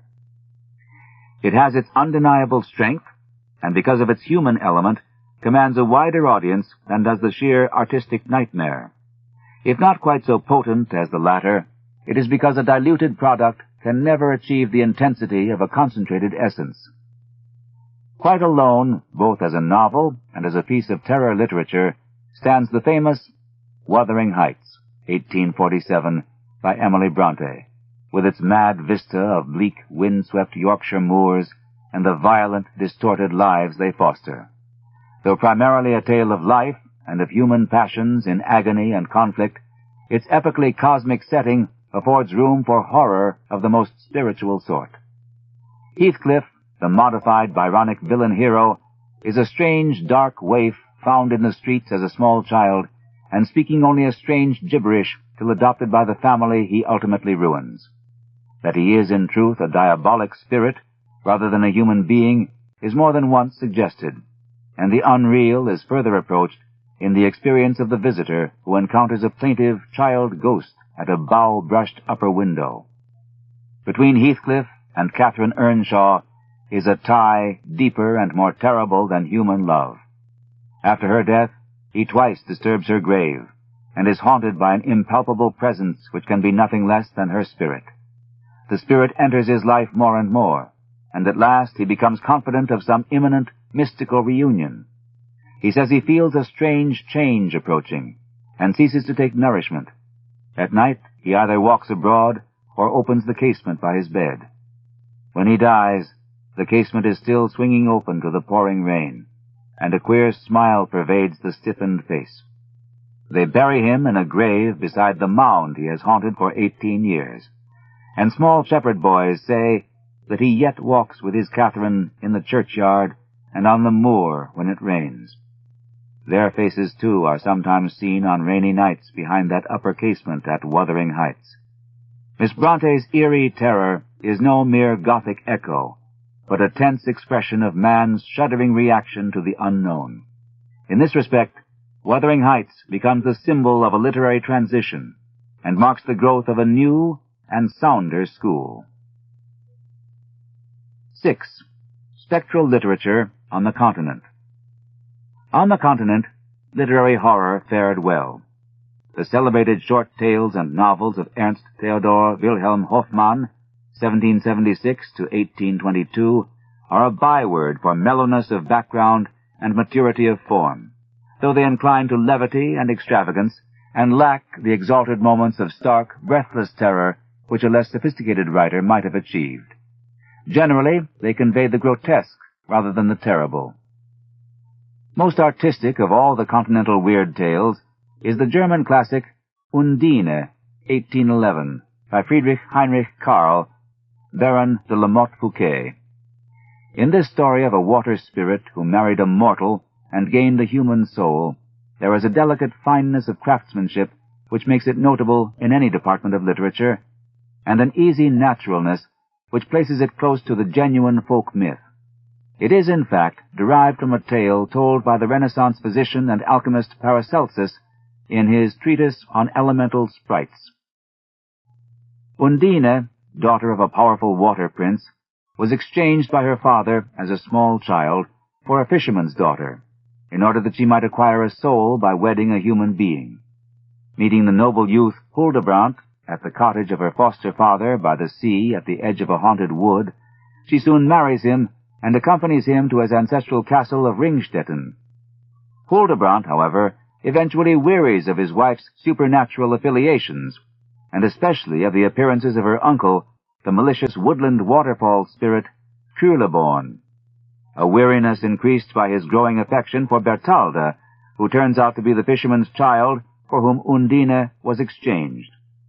At length, on a voyage down the Danube, he is provoked by some innocent act of his devoted wife to utter the angry words which consign her back to her supernatural element, from which she can, by the laws of her species, return only once, to kill him, whether she will or no, if ever he prove unfaithful to her memory. Later, when Huldebrandt is about to be married to Bertalda, Undine returns for her sad duty, and bears his life away in tears. When he is buried among his fathers in the village churchyard, a veiled, snow-white female figure appears among the mourners, but after the prayer is seen no more. In her place is seen a little silver spring, which murmurs its way almost completely around the new grave and empties into a neighboring lake. The villagers show it to this day, and say that Undine and her Huldebrandt are thus united in death. Many passages and atmospheric touches in this tale reveal Fouquet as an accomplished artist in the field of the macabre, especially the descriptions of the haunted wood, with its gigantic snow-white man and various unnamed terrors which occur early in the narrative. Not so well known as Undine, but remarkable for its convincing realism and freedom from Gothic stock devices, is The Amber Witch of Wilhelm Meinhold, another product of the German fantastic genius of the earlier 19th century. This tale, which is laid in the time of the 30 Years' War, purports to be a clergyman's manuscript found in an old church at Koserow, and centers round the writer's daughter, Maria Schweitler, who is wrongly accused of witchcraft. She has found a deposit of amber, which she keeps secret for various reasons, and the unexplained wealth obtained from this lends color to the accusation, an accusation instigated by the malice of the wolf-hunting nobleman Wittich Appelmann, who has vainly pursued her with ignoble designs. The deeds of a real witch, who afterward comes to a horrible supernatural end in prison, are glibly imputed to the hapless Maria, and after a typical witchcraft trial, with forced confessions under torture, she is about to be burned at the stake when saved just in time by her lover, a noble youth from a neighboring district. Meinhold's great strength is in his air of casual and realistic verisimilitude, which intensifies our suspense and sense of the unseen by half persuading us that the menacing events must somehow be either the truth or very close to the truth. Indeed, so thorough is this realism that a popular magazine once published the main points of the Amber Witch as an actual occurrence of the 17th century. In the present generation, German horror fiction is most notably represented by Hans-Heinz Evers, who brings to bear on his dark conceptions an effective knowledge of modern psychology. Novels like The Sorcerer's Apprentice and Alraune, and short stories like The Spider, contain distinctive qualities which raise them to a classic level. But France, as well as Germany, has been active in the realm of weirdness. Victor Hugo, in such tales as Hans of Iceland, and Balzac in The Wild Ass's Skin, Seraphita, and Louis Lambert, both employ supernaturalism to a greater or less extent, though generally only as a means to some more human end, and without the sincere and demonic intensity which characterizes the born artist in shadows. It is in Théophile Gautier that we first seem to find an authentic French sense of the unreal world, and here there appears a spectral mastery which, though not continuously used, is recognizable at once as something alike genuine and profound. Short tales like Avatar, The Foot of the Mummy, and Clarimonde display glimpses of forbidden visits that allure, tantalize, and sometimes horrify, whilst the Egyptian visions evoked in One of Cleopatra's Nights are of the keenest and most expressive potency. Gautier captured the inmost soul of eon-weighted Egypt, with its cryptic life and cyclopean architecture, and uttered once and for all the eternal horror of its netherworld of catacombs, where to the end of time millions of stiff, spiced corpses will stare up in the blackness with glassy eyes, awaiting some awesome and unrelatable summons. Gustave Flaubert ably continued the tradition of Gautier in orgies of poetic fantasy like The Temptation of St. Anthony, and but for a strong realistic bias, might have been an arch-weaver of tapestried terrors. Later on, we see the stream divide, producing strange poets and fantasistes of the symbolist and decadent schools, whose dark interests really center more in abnormalities of human thought and instinct than in the actual supernatural, and subtle storytellers whose thrills are quite directly derived from the night-black wells of cosmic unreality. Of the former class of artists in sin, the illustrious poet Baudelaire, influenced vastly by Poe, is the supreme type, whilst the psychological novelist Joris Karl Huysmans, a true child of the 1890s, is at once the summation and finale. The latter and purely narrative class is continued by Prosper Mérimée, whose Venus of Ile presents in terse and convincing prose the same ancient statue bride theme which Thomas Moore cast in ballad form in The Ring. The horror tales of the powerful and cynical Guy de Maupassant, written as his final madness gradually overtook him, present individualities of their own, being rather the morbid outpourings of a realistic mind in a pathological state than the healthy, imaginative products of a vision naturally disposed toward fantasy and sensitive to the normal illusions of the unseen. Nevertheless, they are of the keenest interest and poignancy, suggesting with marvelous force the imminence of nameless terrors, and the relentless dogging of an ill-starred individual by hideous and menacing representatives of the outer blackness. Of these stories, the Horla is generally regarded as the masterpiece, relating the advent to France of an invisible being who lives on water and milk, sways the minds of others, and seems to be the vanguard of a horde of extraterrestrial organisms arrived on Earth to subjugate and overwhelm mankind.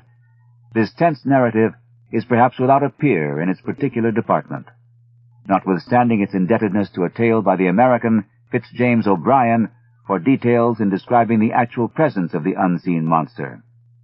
Other potently dark creations of de Maupassant are Who Knows?, The Spectre, He, The Diary of a Madman, The White Wolf, On the River, and the grisly verses entitled Horror. The collaborators, Erckmann, Chatrian, enriched French literature with many spectral fancies like The Man-Wolf, in which a transmitted curse works toward its end in the traditional Gothic castle setting. Their power of creating a shuddering midnight atmosphere was tremendous, despite a tendency toward natural explanations and scientific wonders. And few short tales contain greater horror than The Invisible Eye, where a malignant old hag weaves nocturnal hypnotic spells which induce the successive occupants of a certain inn chamber to hang themselves on a crossbeam.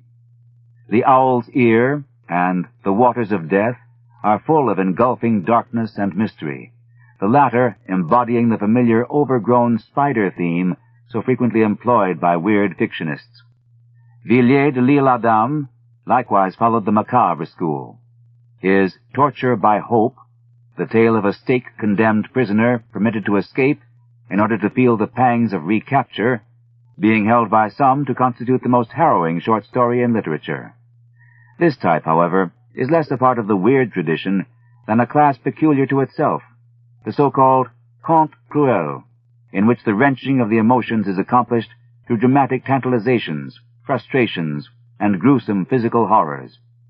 Almost wholly devoted to this form is the living writer Maurice Lavelle, whose very brief episodes have lent themselves so readily to theatrical adaptation in The Thrillers of the Grand Guignol. As a matter of fact, the French genius is more naturally suited to this dark realism than to the suggestion of the unseen, since the latter process requires, for its best and most sympathetic development on a large scale, the inherent mysticism of the northern mind. A very flourishing, though till recently quite hidden, branch of weird literature is that of the Jews, kept alive and nourished in obscurity by the somber heritage of early Eastern magic, apocalyptic literature, and Kabbalism. The Semitic mind, like the Celtic and Teutonic, seems to possess marked mystical inclinations, and the wealth of underground horror lore surviving in ghettos and synagogues must be much more considerable than is generally imagined. Kabbalism itself, so prominent during the Middle Ages, is a system of philosophy explaining the universe as emanations of the deity, and involving the existence of strange spiritual realms and beings apart from the visible world, of which dark glimpses may be obtained through certain secret incantations. Its ritual is bound up with mystical interpretations of the Old Testament, and attributes an esoteric significance to each letter of the Hebrew alphabet, a circumstance which has imparted to Hebrew letters a sort of spectral glamour and potency in the popular literature of magic. Jewish folklore has preserved much of the terror and mystery of the past, and when more thoroughly studied, is likely to exert considerable influence on weird fiction. The best examples of its literary use so far are the German novel The Golem by Gustav Meyrink and the drama The Dybbuk by the Jewish writer using the pseudonym Ansky. The former, with its haunting, shadowy suggestions of marvels and horrors just beyond reach, is laid in Prague, and describes with singular mastery that city's ancient ghetto with its spectral peaked gables. The name is derived from a fabulous artificial giant supposed to be made and animated by medieval rabbis according to a certain cryptic formula. The Dybbuk, translated and produced in America in 1925, and more recently produced as an opera, describes with singular power the possession of a living body by the evil soul of a dead man. Both golems and dybbuks are fixed types, and serve as frequent ingredients of later Jewish tradition. 7. Edgar Allan Poe. In the 1830s occurred a literary dawn directly affecting not only the history of the weird tale, but that of short fiction as a whole, and indirectly molding the trends and fortunes of a great European aesthetic school. It is our good fortune as Americans to be able to claim that dawn as our own, for it came in the person of our illustrious and unfortunate fellow countryman, Edgar Allan Poe. Poe's fame has been subject to curious undulations, and it is now a fashion amongst the advanced intelligentsia to minimize his importance both as an artist and as an influence. But it would be hard for any mature and reflective critic to deny the tremendous value of his work and the pervasive potency of his mind as an opener of artistic vistas. True, his type of outlook may have been anticipated, but it was he who first realized its possibilities and gave it supreme form and systematic expression. True also that subsequent writers may have produced greater single tales than his, but again we must comprehend that it was only he who taught them by example and precept the art which they, having the way cleared for them and given an explicit guide, were perhaps able to carry to greater lengths.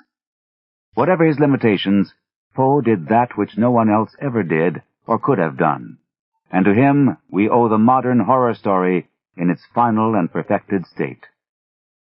Before Poe, the bulk of weird writers had worked largely in the dark, without an understanding of the psychological basis of the horror appeal, and hampered by more or less of conformity to certain empty literary conventions such as the happy ending, virtue rewarded, and in general a hollow moral didacticism, acceptance of popular standards and values, and striving of the author to obtrude his own emotions into the story and take sides with the partisans of the majority's artificial ideas.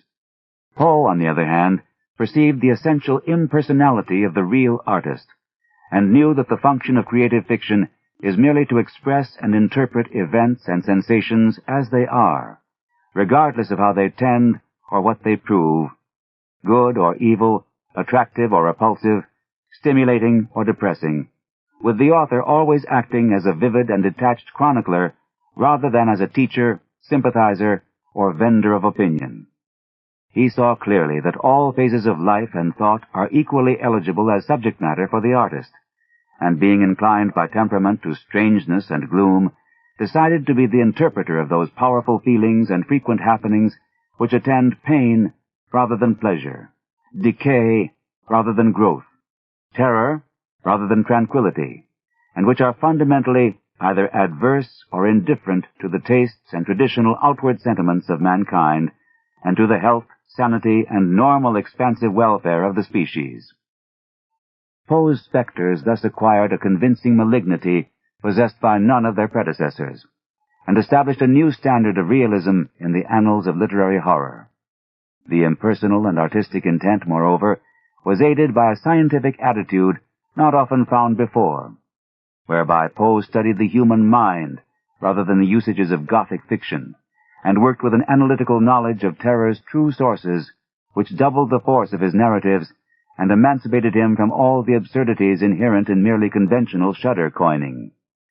This example having been set, later authors were naturally forced to conform to it in order to compete at all, so that in this way a definite change began to affect the main stream of macabre writing.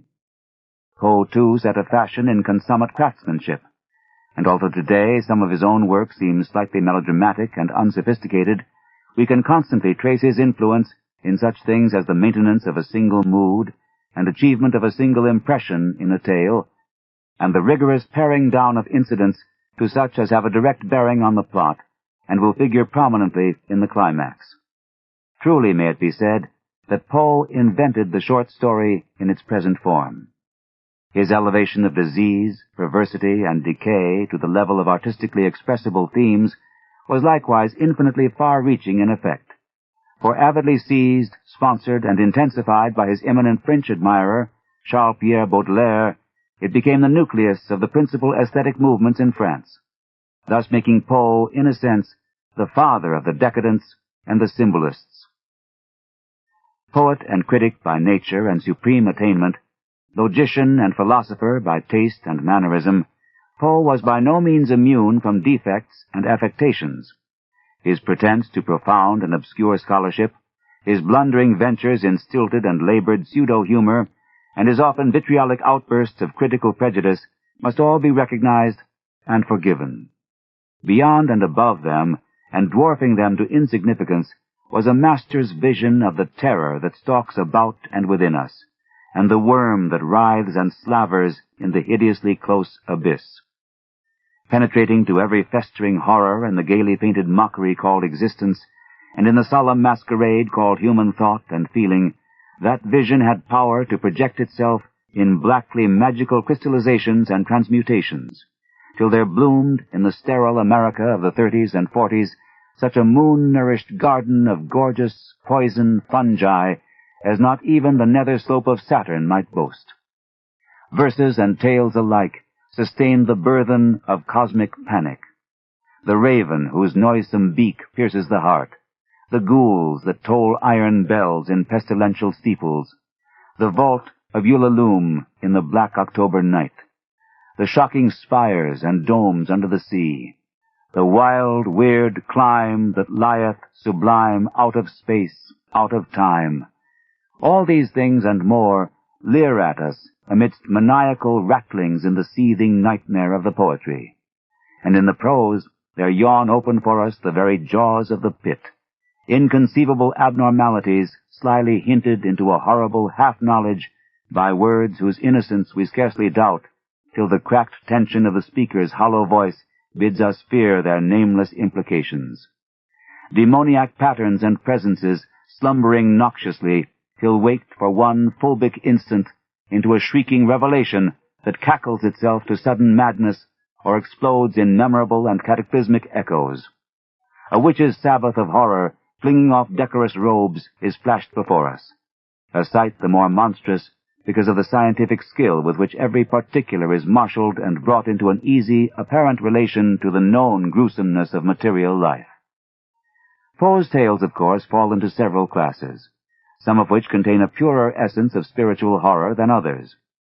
The tales of logic and ratiocination, forerunners of the modern detective story, are not to be included at all in weird literature, whilst certain others, probably influenced considerably by Hoffmann, possess an extravagance which relegates them to the borderline of the grotesque.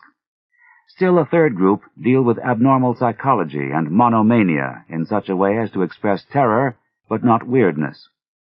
A substantial residuum, however, represent the literature of supernatural horror in its acutest form, and give their author a permanent and unassailable place as deity and fountainhead of all modern diabolic fiction.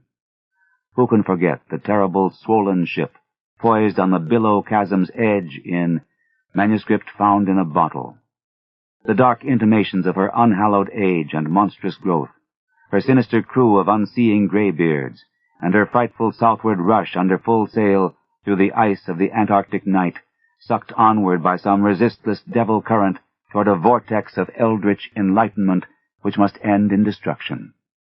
Then there is the unutterable Monsieur Valdemar, kept together by hypnotism for 7 months after his death, and uttering frantic sounds but a moment before the breaking of the spell leaves him a nearly liquid mass of loathsome, of detestable putrescence.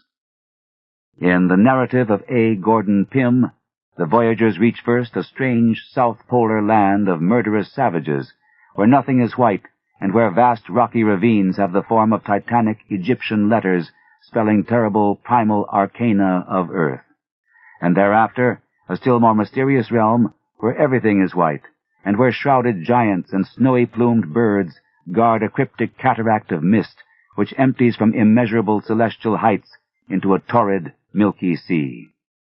Metzingerstein horrifies with its malign hints of a monstrous metempsychosis, the mad nobleman who burns the stable of his hereditary foe, the colossal unknown horse that issues from the blazing building after the owner has perished therein, the vanishing bit of ancient tapestry where was shown the giant horse of the victim's ancestor in the Crusades, the madman's wild and constant riding on the great horse, and his fear and hatred of the steed, the meaningless prophecies that brood obscurely over the warring houses, and finally the burning of the madman's palace and the death therein of the owner, borne helpless into the flames and up the vast staircases astride the beast he has ridden so strangely.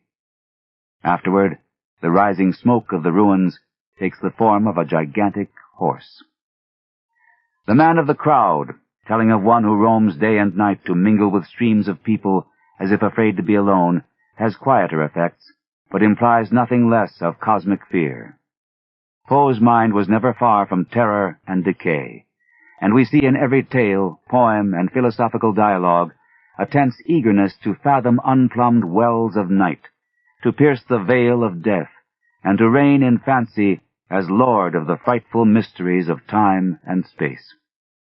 Certain of Poe's tales possess an almost absolute perfection of artistic form, which makes them veritable beacon lights in the province of the short story. Poe could, when he wished, give to his prose a richly poetic cast, employing that archaic and orientalized style with jeweled phrase, quasi-biblical repetition, and recurrent burthen so successfully used by later writers like Oscar Wilde and Lord Dunsany. And in the cases where he has done this, we have an effect of lyrical fantasy almost narcotic in essence, an opium pageant of dream in the language of dream, with every unnatural color and grotesque image bodied forth in a symphony of corresponding sound. The Mask of the Red Death, Silence a Fable, and Shadow a Parable are assuredly poems in every sense of the word save the metrical one, and owe as much of their power to oral cadence as to visual imagery. But it is in two of the less openly poetic tales, Ligeia and The Fall of the House of Usher, especially the latter, that one finds those very summits of artistry whereby Poe takes his place at the head of fictional miniaturists. Simple and straightforward in plot, both of these tales owe their supreme magic to the cunning development which appears in the selection and collocation of every least incident. Ligeia tells of a first wife of lofty and mysterious origin, who, after death, returns through a preternatural force of will to take possession of the body of a second wife, imposing even her physical appearance on the temporary reanimated corpse of her victim at the last moment. Despite a suspicion of prolixity and top-heaviness, the narrative reaches its terrific climax with relentless power. Usher, whose superiority in detail and proportion is very marked, hints shudderingly of obscure life in inorganic things, and displays an abnormally linked trinity of entities at the end of a long and isolated family history. A brother, his twin sister, and their incredibly ancient house, all sharing a single soul, and meeting one common dissolution at the same moment. These bizarre conceptions, so awkward in unskillful hands, become under Poe's spell living and convincing terrors to haunt our nights, and all because the author understood so perfectly the very mechanics and physiology of fear and strangeness, the essential details to emphasize, the precise incongruities and conceits to select as preliminaries or concomitants to horror, the exact incidents and allusions to throw out innocently in advance as symbols or prefigurings of each major step toward the hideous denouement to come, the nice adjustments of cumulative force and the unerring accuracy and linkage of parts which make for faultless unity throughout and thunderous effectiveness in the climactic moment, the delicate nuances of scenic and landscape value to select in establishing and sustaining the desired mood and vitalizing the desired illusion. Principles of this kind, and dozens of obscurer ones too elusive to be described or even fully comprehended by any ordinary commentator. Melodrama and unsophistication there may be.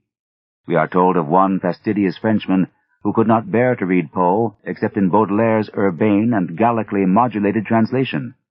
But all traces of such things are wholly overshadowed by a potent and inborn sense of the spectral, the morbid, and the horrible, which gushed forth from every cell of the artist's creative mentality and stamped his macabre work with the ineffaceable mark of supreme genius.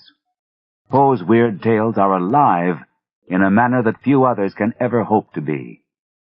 Like most fantaisistes, Poe excels in incidents and broad narrative effects rather than in character drawing.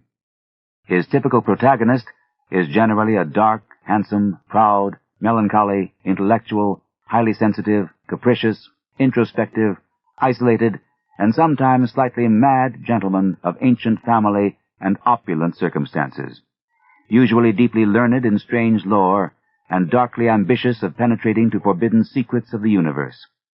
Aside from a high-sounding name, this character obviously derives little from the early Gothic novel, for he is clearly neither the wooden hero nor the diabolical villain of Radcliffean or Ludovician romance. Indirectly, however, he does possess a sort of genealogical connection, since his gloomy, ambitious, and antisocial qualities savor strongly of the typical Byronic hero, who, in turn, is definitely an offspring of the Gothic Manfreds, Montonis, and Ambrosios. More particular qualities appear to be derived from the psychology of Poe himself, who certainly possessed much of the depression, sensitiveness, mad aspiration, loneliness, and extravagant freakishness which he attributes to his haughty and solitary victims of fate. 8. The Weird Tradition in America. The public for whom Poe wrote, though grossly unappreciative of his art, was by no means unaccustomed to the horrors with which he dealt. America, besides inheriting the usual dark folklore of Europe, had an additional fund of weird associations to draw upon, so that spectral legends had already been recognized as fruitful subject matter for literature. Charles Brockden Brown had achieved phenomenal fame with his Radcliffean romances, and Washington Irving's lighter treatment of eerie themes had quickly become classic. This additional fund proceeded, as Paul Elmer More has pointed out, from the keen spiritual and theological interests of the first colonists, plus the strange and forbidding nature of the scene into which they were plunged. The vast and gloomy virgin forests, in whose perpetual twilight all terrors might well lurk, the hordes of coppery Indians, whose strange saturnine visages and violent customs hinted strongly at traces of infernal origin, the free rein given under the influence of Puritan theocracy to all manner of notions respecting man's relation to the stern and vengeful God of the Calvinists, and to the sulphurous adversary of that God, about whom so much was thundered in the pulpits each Sunday, and the morbid introspection developed by an isolated backwoods life, devoid of normal amusements and of the recreational mood, harassed by commands for theological self-examination, keyed to unnatural emotional repression, and forming above all a mere grim struggle for survival, all these things conspired to produce an environment in which the black whisperings of sinister grandams were heard far beyond the chimney corner, and in which tales of witchcraft and unbelievable secret monstrosities lingered long after the dread days of the Salem nightmare. Poe represents the newer, more disillusioned, and more technically finished of the weird schools that rose out of this propitious milieu. Another school, the tradition of moral values, gentle restraint, and mild, leisurely fantasy, tinged more or less with the whimsical, was represented by another famous, misunderstood, and lonely figure in American letters, the shy and sensitive Nathaniel Hawthorne, scion of antique Salem, and great-grandson of one of the bloodiest of the old witchcraft judges. End of side 13. To continue, turn the cassette over. Side 14. Dagon and Other Macabre Tales by H.P. Lovecraft.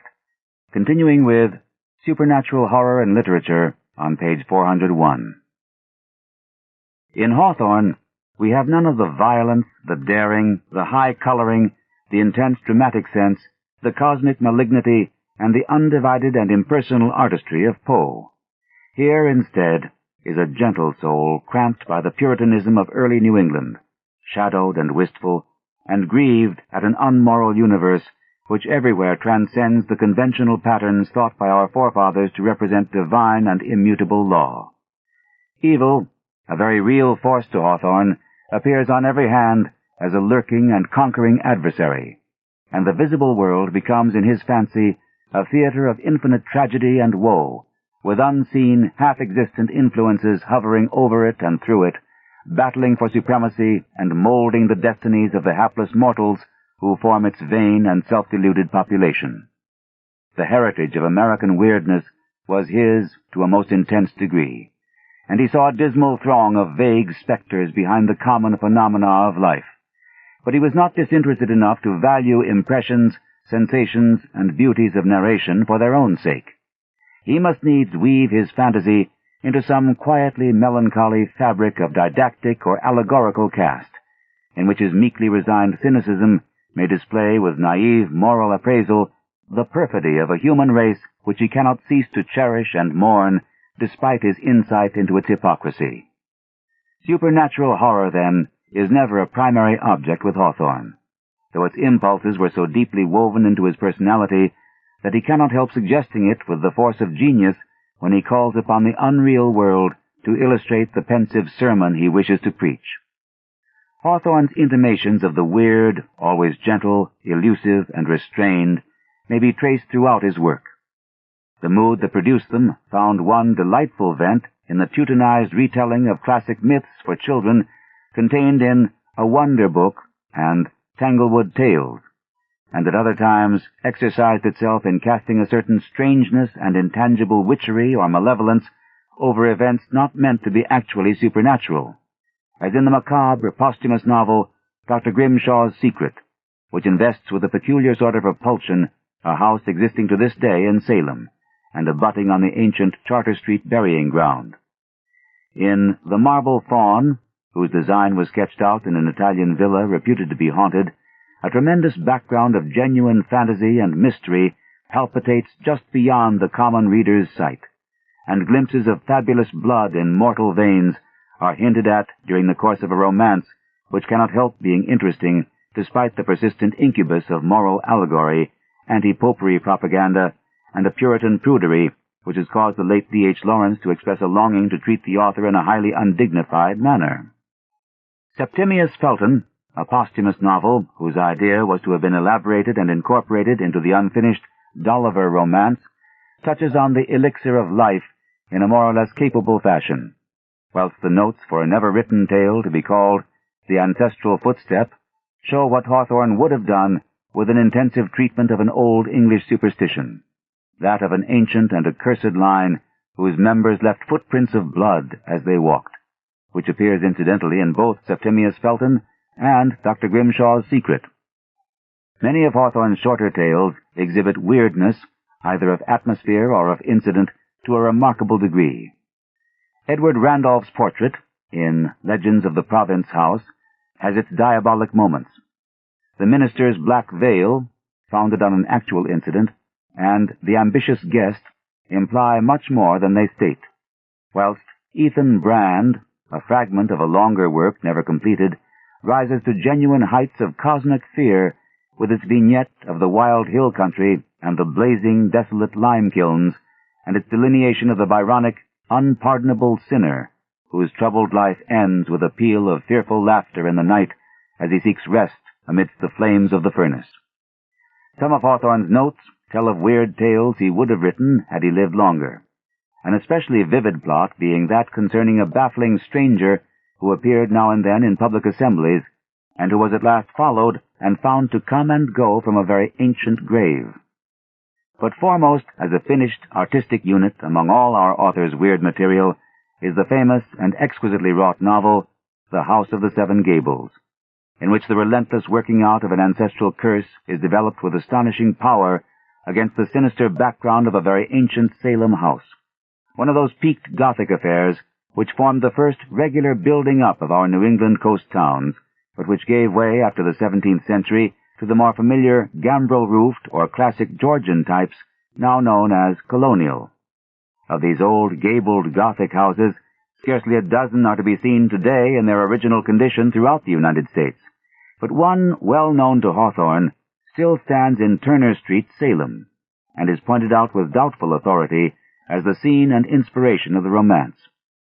Such an edifice, with its spectral peaks, its clustered chimneys, its overhanging second story, its grotesque corner brackets, and its diamond-paned lattice windows, is indeed an object well calculated to evoke somber reflections, typifying as it does the dark Puritan age of concealed horror and witch whispers which preceded the beauty, rationality, and spaciousness of the 18th century.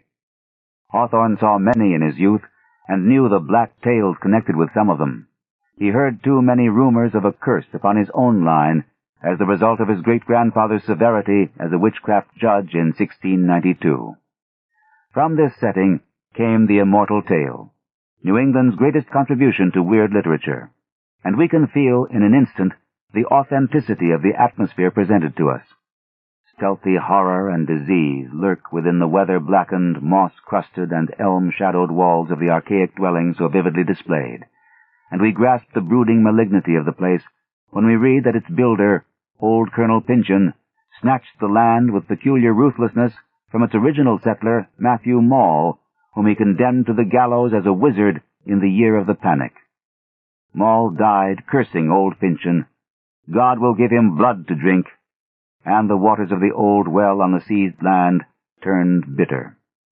Mall's carpenter's son consented to build the great gabled house for his father's triumphant enemy, but the old colonel died strangely on the day of its dedication.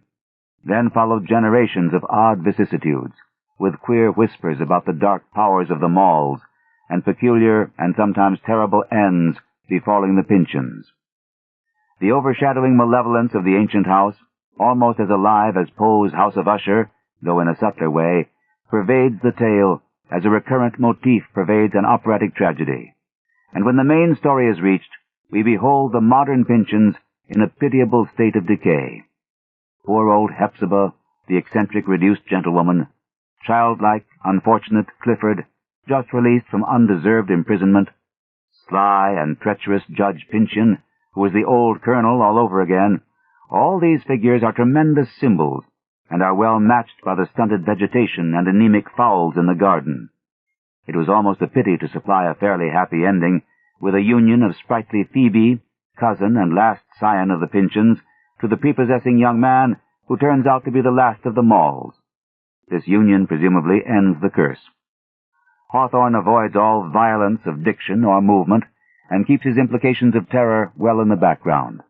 But occasional glimpses amply serve to sustain the mood and redeem the work from pure allegorical aridity.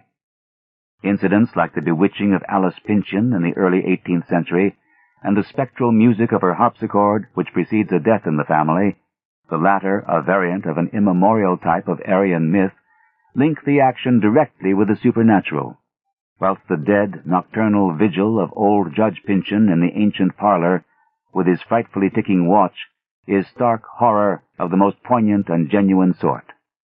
The way in which the judge's death is first adumbrated by the motions and sniffing of a strange cat outside the window, long before the fact is suspected either by the reader or by any of the characters, is a stroke of genius which Poe could not have surpassed.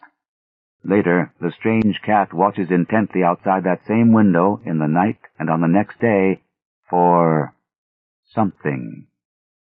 It is clearly the psychopomp of primeval myth, fitted and adapted with infinite deftness to its latter-day setting.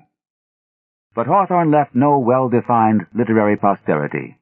His mood and attitude belonged to the age which closed with him, and it is the spirit of Poe who so clearly and realistically understood the natural basis of the horror appeal and the correct mechanics of its achievement, which survived and blossomed. Among the earliest of Poe's disciples may be reckoned the brilliant young Irishman Fitzjames O'Brien, 1828 to 1862, who became naturalized as an American and perished honorably in the Civil War. It is he who gave us What Was It?, the first well-shaped short story of a tangible but invisible being, and the prototype of de Maupassant's Horla.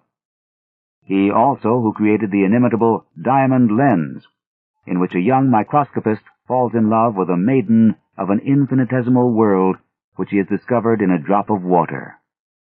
O'Brien's early death undoubtedly deprived us of some masterful tales of strangeness and terror, though his genius was not, properly speaking, of the same Titan quality which characterized Poe and Hawthorne. Closer to real greatness was the eccentric and saturnine journalist Ambrose Bierce, born in 1842, who likewise entered the Civil War, but survived to write some immortal tales and to disappear in 1913 in as great a cloud of mystery as any he ever evoked from his nightmare fancy. Bierce was a satirist and pamphleteer of note, but the bulk of his artistic reputation must rest upon his grim and savage short stories, a large number of which deal with the Civil War and form the most vivid and realistic expression which that conflict has yet received in fiction. Virtually all of Bierce's tales are tales of horror, and whilst many of them treat only of the physical and psychological horrors within nature, a substantial proportion admit the malignly supernatural and form a leading element in America's fund of weird literature. Mr. Samuel Loveman, a living poet and critic who was personally acquainted with Bierce, thus sums up the genius of the great shadow maker in the preface to some of his letters. In Bierce, the evocation of horror becomes for the first time not so much the prescription or perversion of Poe and Maupassant, but an atmosphere definite and uncannily precise. Words so simple that one would be prone to ascribe them to the limitations of a literary hack take on an unholy horror, a new and unguessed transformation. In Poe, one finds it a tour de force. In Maupassant, a nervous engagement of the flagellated climax. To Bierce, simply and sincerely, diabolism held its tormented depth, a legitimate and reliant means to the end. Yet a tacit conformation with nature is in every instance insisted upon. In The Death of Halpin Frayser, flowers, verdure, and the boughs and leaves of trees are magnificently placed as an opposing foil to unnatural malignity. Not the accustomed golden world, but a world pervaded with the mystery of blue and the breathless recalcitrance of dreams is Bierce's. Yet curiously, inhumanity is not altogether absent. The inhumanity mentioned by Mr. Loveman finds vent in a rare strain of sardonic comedy and graveyard humor, and a kind of delight in images of cruelty and tantalizing disappointment. The former quality is well illustrated by some of the subtitles in the darker narratives, such as, "One does not always eat what is on the table," describing a body laid out for a coroner's inquest, and "A man, though naked, may be in rags," referring to a frightfully mangled corpse. Bierce's work is in general somewhat uneven. Many of the stories are obviously mechanical, and marred by a jaunty and commonplacely artificial style derived from journalistic models. But the grim malevolence stalking through all of them is unmistakable, and several stand out as permanent mountain peaks of American weird writing. The Death of Halpin Frayser, called by Frederick Taber Cooper the most fiendishly ghastly tale in the literature of the Anglo-Saxon race, tells of a body skulking by night without a soul in a weird and horribly ensanguined wood, and of a man beset by ancestral memories who met death at the claws of that which had been his fervently loved mother. The Damned Thing, frequently copied in popular anthologies, chronicles the hideous devastations of an invisible entity that waddles and flounders on the hills and in the wheat fields by night and day. The Suitable Surroundings evokes with singular subtlety, yet apparent simplicity, a piercing sense of the terror which may reside in the written word. In the story, the weird author, Colston, says to his friend Marsh, "You are brave enough to read me in a streetcar, but in a deserted house, alone, in the forest, at night? Ah! I have a manuscript in my pocket that would kill you." Marsh reads the manuscript in The Suitable Surroundings, and it does kill him. The middle toe of the right foot is clumsily developed, but has a powerful climax. A man named Manton has horribly killed his 2 children and his wife, the latter of whom lacked the middle toe of the right foot. 10 years later, he returns much altered to the neighborhood, and being secretly recognized, is provoked into a bowie-knife duel in the dark, to be held in the now abandoned house where his crime was committed. When the moment of the duel arrives, a trick is played upon him, and he is left without an antagonist, shut in a night-black ground-floor room of the reputedly haunted edifice, with the thick dust of a decade on every hand. No knife is drawn against him, for only a thorough scare is intended. But on the next day, he is found crouched in a corner, with distorted face, dead of sheer fright at something he has seen. The only clue visible to the discoverers is one having terrible implications. In the dust of years that lay thick upon the floor, leading from the door by which they had entered, straight across the room to within a yard of Manton's crouching corpse, were 3 parallel lines of footprints, light but definite impressions of bare feet. The outer ones, those of small children, the inner, a woman's. From the point at which they ended, they did not return. They pointed all one way. And, of course, the woman's prints showed a lack of the middle toe of the right foot. The Spook House, told with a severely homely air of journalistic verisimilitude, conveys terrible hints of shocking mystery. In 1858, an entire family of 7 persons disappears suddenly and unaccountably from a plantation house in eastern Kentucky, leaving all its possessions untouched: furniture, clothing, food supplies, horses, cattle, and slaves. About a year later, 2 men of high standing are forced by a storm to take shelter in the deserted dwelling, and in so doing stumble into a strange subterranean room lit by an unaccountable greenish light, and having an iron door which cannot be opened from within. In this room lie the decayed corpses of all the missing family, and as one of the discoverers rushes forward to embrace a body he seems to recognize, the other is so overpowered by a strange fetor that he accidentally shuts his companion in the vault and loses consciousness. Recovering his senses 6 weeks later, the survivor is unable to find the hidden room, and the house is burned during the Civil War. The imprisoned discoverer is never seen or heard of again. Bierce seldom realizes the atmospheric possibilities of his themes as vividly as Poe, and much of his work contains a certain touch of naivete, prosaic angularity, or early American provincialism, which contrasts somewhat with the efforts of later horror masters.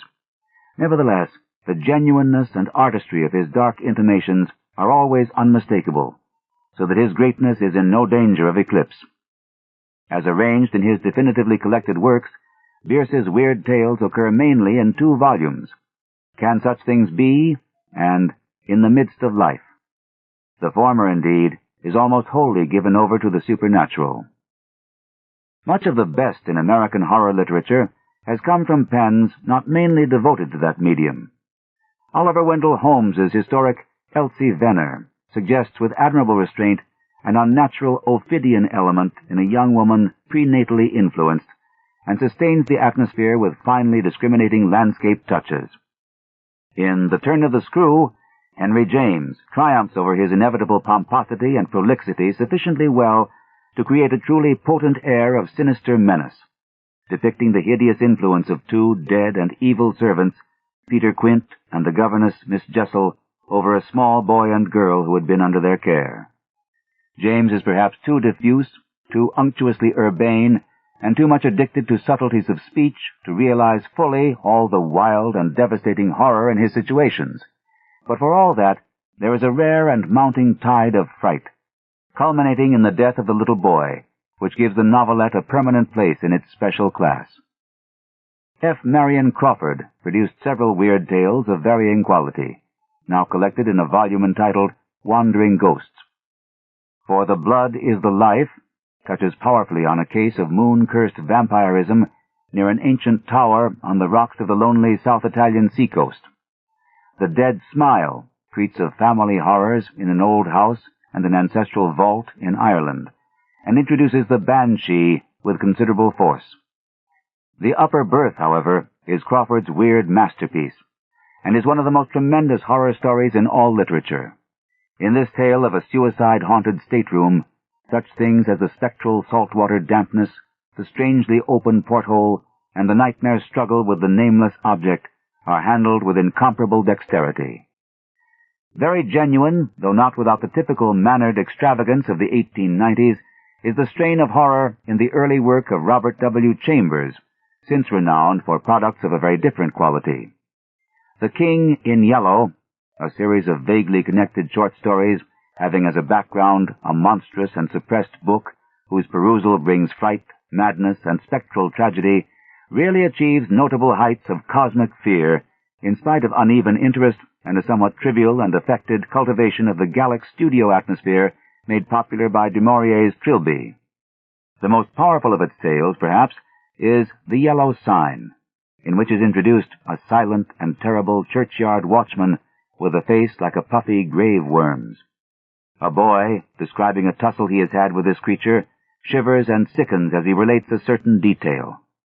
"Well, sir, it's God's truth that when I hit him, he grabbed me wrist, sir, and when I twisted his soft, mushy fist, one of his fingers come off in me hand." An artist who, after seeing him, has shared with another a strange dream of a nocturnal hearse, is shocked by the voice with which the watchman accosts him. The fellow emits a muttering sound that fills the head like thick, oily smoke from a fat-rendering vat or an odor of noisome decay. What he mumbles is merely this: "Have you found the yellow sign?"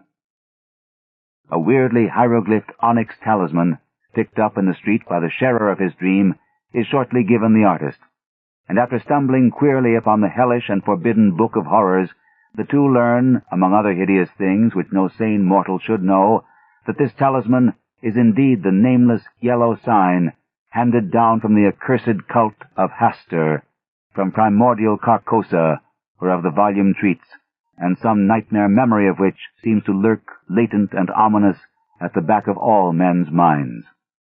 Soon they hear the rumbling of the black-plumed hearse driven by the flabby and corpse-faced watchman. He enters the night-shrouded house in quest of the yellow sign, all bolts and bars rotting at his touch. And when the people rush in, drawn by a scream that no human throat could utter, they find 3 forms on the floor, 2 dead and 1 dying. One of the dead shapes is far gone in decay. It is the churchyard watchman, and the doctor exclaims, "That man must have been dead for months." It is worth observing that the author derives most of the names and allusions connected with his eldritch land of primal memory from the tales of Ambrose Bierce. Other early works of Mr. Chambers displaying the outre and macabre element are The Maker of Moons and In Search of the Unknown. One cannot help regretting that he did not further develop a vein in which he could so easily have become a recognized master. Horror material of authentic force may be found in the work of the New England realist Mary E. Wilkins, whose volume of short tales, The Wind in the Rosebush, contains a number of noteworthy achievements. In The Shadows on the Wall, we are shown with consummate skill the response of a staid New England household to uncanny tragedy, and the sourceless shadow of the poisoned brother well prepares us for the climactic moment when the shadow of the secret murderer who has killed himself in a neighboring city suddenly appears beside it. Charlotte Perkins Gilman, in The Yellow Wallpaper, rises to a classic level in subtly delineating the madness which crawls over a woman dwelling in the hideously papered room where a madwoman was once confined. In The Dead Valley, the eminent architect and medievalist Ralph Adams Cram achieves a memorably potent degree of vague regional horror through subtleties of atmosphere and description. Still further carrying on our spectral tradition is the gifted and versatile humorist Irvin S. Cobb, whose work both early and recent contains some finely weird specimens. Fishhead, an early achievement, is banefully effective in its portrayal of unnatural affinities between a hybrid idiot and the strange fish of an isolated lake, which at the last avenge their biped kinsman's murder. Later work of Mr. Cobb introduces an element of possible science, as in the tale of Hereditary Memory, where a modern man with a negroid strain utters words in African jungle speech when run down by a train under visual and oral circumstances recalling the maiming of his black ancestor by a rhinoceros a century before. Extremely high in artistic stature is the novel The Dark Chamber, 1927, by the late Leonard Klein. This is the tale of a man who, with the characteristic ambition of the Gothic or Byronic hero-villain, seeks to defy nature and recapture every moment of his past life through the abnormal stimulation of memory. To this end, he employs endless notes, records, mnemonic objects and pictures, and finally, odors, music, and exotic drugs. At last, his ambition goes beyond his personal life and reaches toward the black abysses of hereditary memory, even back to pre-human days amidst the steaming swamps of the Carboniferous Age, and to still more unimaginable deeps of primal time and entity. He calls for madder music and takes stronger drugs, and finally his great dog grows oddly afraid of him. A noxious animal stench encompasses him, and he grows vacant-faced and subhuman. In the end, he takes to the woods, howling at night beneath windows. He is finally found in a thicket, mangled to death. Beside him is the mangled corpse of his dog. They have killed each other. The atmosphere of this novel is malevolently potent, much attention being paid to the central figure's sinister home and household. A less subtle and well-balanced, but nevertheless highly effective creation is Herbert S. Gorman's novel, The Place Called Dagon, which relates the dark history of a western Massachusetts backwater where the descendants of refugees from the Salem witchcraft still keep alive the morbid and degenerate horrors of the Black Sabbath. Sinister House by Leland Hall has touches of magnificent atmosphere, but is marred by a somewhat mediocre romanticism. Very notable in their way are some of the weird conceptions of the novelist and short story writer Edward Lucas White, most of whose themes arise from actual dreams. The Song of the Sirens has a very pervasive strangeness, while such things as Lucandu and The Snout rouse darker apprehensions. Mr. White imparts a very peculiar quality to his tales, an oblique sort of glamour which has its own distinctive type of convincingness. Of younger Americans, none strikes the note of cosmic terror so well as the California poet, artist, and fictionist Clark Ashton Smith, whose bizarre writings, drawings, paintings, and stories are the delight of a sensitive few. Mr. Smith has for his background a universe of remote and paralyzing fright, jungles of poisonous and iridescent blossoms on the moons of Saturn, evil and grotesque temples in Atlantis, Lemuria, and forgotten elder worlds, and dank morasses of spotted, deaf fungi in spectral countries beyond Earth's rim. His longest and most ambitious poem, The Hashish Eater, is in pentameter blank verse, and opens up chaotic and incredible vistas of kaleidoscopic nightmare in the spaces between the stars. In sheer demonic strangeness and fertility of conception, Mr. Smith is perhaps unexcelled by any other writer, dead or living.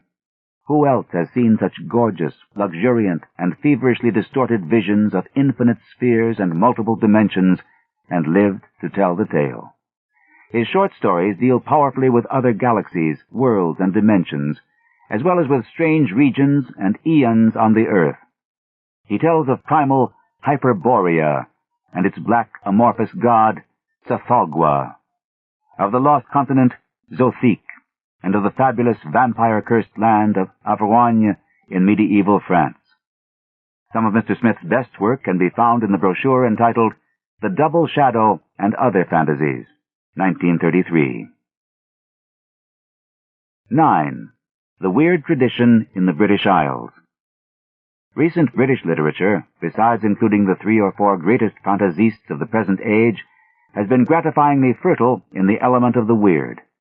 Rudyard Kipling has often approached it, and has, despite the omnipresent mannerisms, handled it with indubitable mastery in such tales as The Phantom Rickshaw, The Finest Story in the World, The Recrudescence of Imre, and The Mark of the Beast. This latter is of particular poignancy. The pictures of the naked leper priest who mewed like an otter, of the spots which appeared on the chest of the man that priest cursed, of the growing carnivorousness of the victim, and of the fear which horses began to display toward him, and of the eventually half-accomplished transformation of that victim into a leopard, being things which no reader is ever likely to forget. The final defeat of the malignant sorcery does not impair the force of the tale or the validity of its mystery.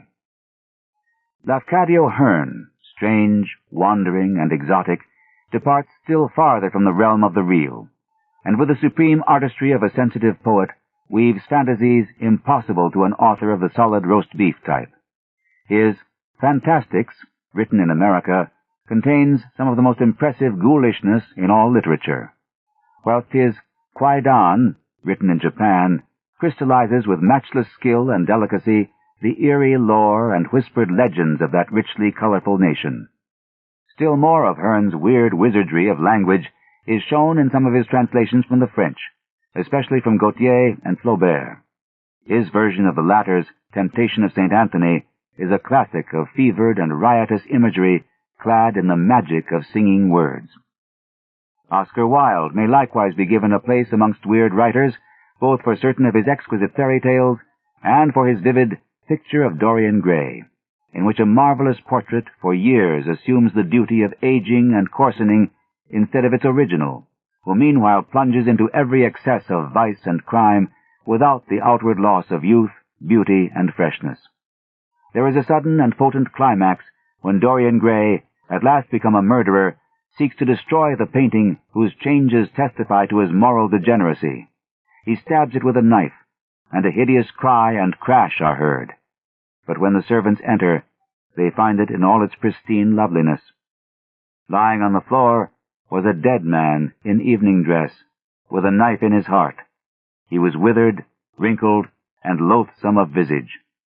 It was not till they had examined the rings that they recognized who it was. Matthew Phipps Shield, author of many weird, grotesque, and adventurous novels and tales, occasionally attains a high level of horrific magic. Zelucha is a noxiously hideous fragment, but is excelled by Mr. Shield's undoubted masterpiece, The House of Sounds, floridly written in the yellow 90s and recast with more artistic restraint in the early 20th century. This story, in its final form, deserves a place among the foremost things of its kind. It tells of a creeping horror and menace trickling down the centuries on a sub-Arctic island off the coast of Norway, where, amidst the sweep of demon winds and the ceaseless din of hellish waves and cataracts, a vengeful dead man built a brazen tower of terror. It is vaguely like, yet infinitely unlike, Poe's Fall of the House of Usher. In the novel, The Purple Cloud, Mr. Shield describes with tremendous power a curse which came out of the Arctic to destroy mankind, and which for a time appears to have left but a single inhabitant on our planet. The sensations of this lone survivor as he realizes his position and roams through the corpse-littered and treasure-strewn cities of the world as their absolute master are delivered with a skill and artistry falling little short of actual majesty. Unfortunately, the second half of the book, with its conventionally romantic element, involves a distinct letdown. Better known than Shield is the ingenious Bram Stoker, who created many starkly horrific conceptions in a series of novels whose poor technique sadly impairs their net effect. The Lair of the White Worm, dealing with a gigantic primitive entity that lurks in a vault beneath an ancient castle, utterly ruins a magnificent idea by a development almost infantile. The Jewel of Seven Stars, touching on a strange Egyptian resurrection, is less crudely written, but best of all is the famous Dracula, which has become almost a standard modern exploitation of the frightful vampire myth. Count Dracula, a vampire, dwells in a horrible castle in the Carpathians, but finally migrates to England with the design of populating the country with fellow vampires. How an Englishman fares within Dracula's stronghold of terrors, and how the dead fiend's plot for domination is at last defeated, are elements which unite to form a tale now justly assigned a permanent place in English letters. Dracula evoked many similar novels of supernatural horror, among which the best are, perhaps, The Beetle, by Richard Marsh, Brood of the Witch Queen, by Sax Rohmer, Arthur Sarsfield Ward, and The Door of the Unreal, by Gerald Biss. The latter handles quite dexterously the standard werewolf superstition. Much subtler and more artistic, and told with singular skill through the juxtaposed narratives of the several characters, is the novel Cold Harbor, by Francis Brett Young, in which an ancient house of strange malignancy is powerfully delineated. The mocking and well-nigh omnipotent fiend Humphrey Furnival holds echoes of the Manfred Montoni type of early Gothic villain, but is redeemed from triteness by many clever individualities. Only the slight diffuseness of explanation at the close, and the somewhat too free use of divination as a plot factor, keep this tale from approaching absolute perfection. In the novel Witch Wood, John Buchan depicts with tremendous force a survival of the evil Sabbath in a lonely district of Scotland. The description of the black forest with the evil stone, and of the terrible cosmic adumbrations when the horror is finally extirpated, will repay one for wading through the very gradual action and plethora of Scottish dialect. Some of Mr. Buchan's short stories are also extremely vivid in their spectral intimations.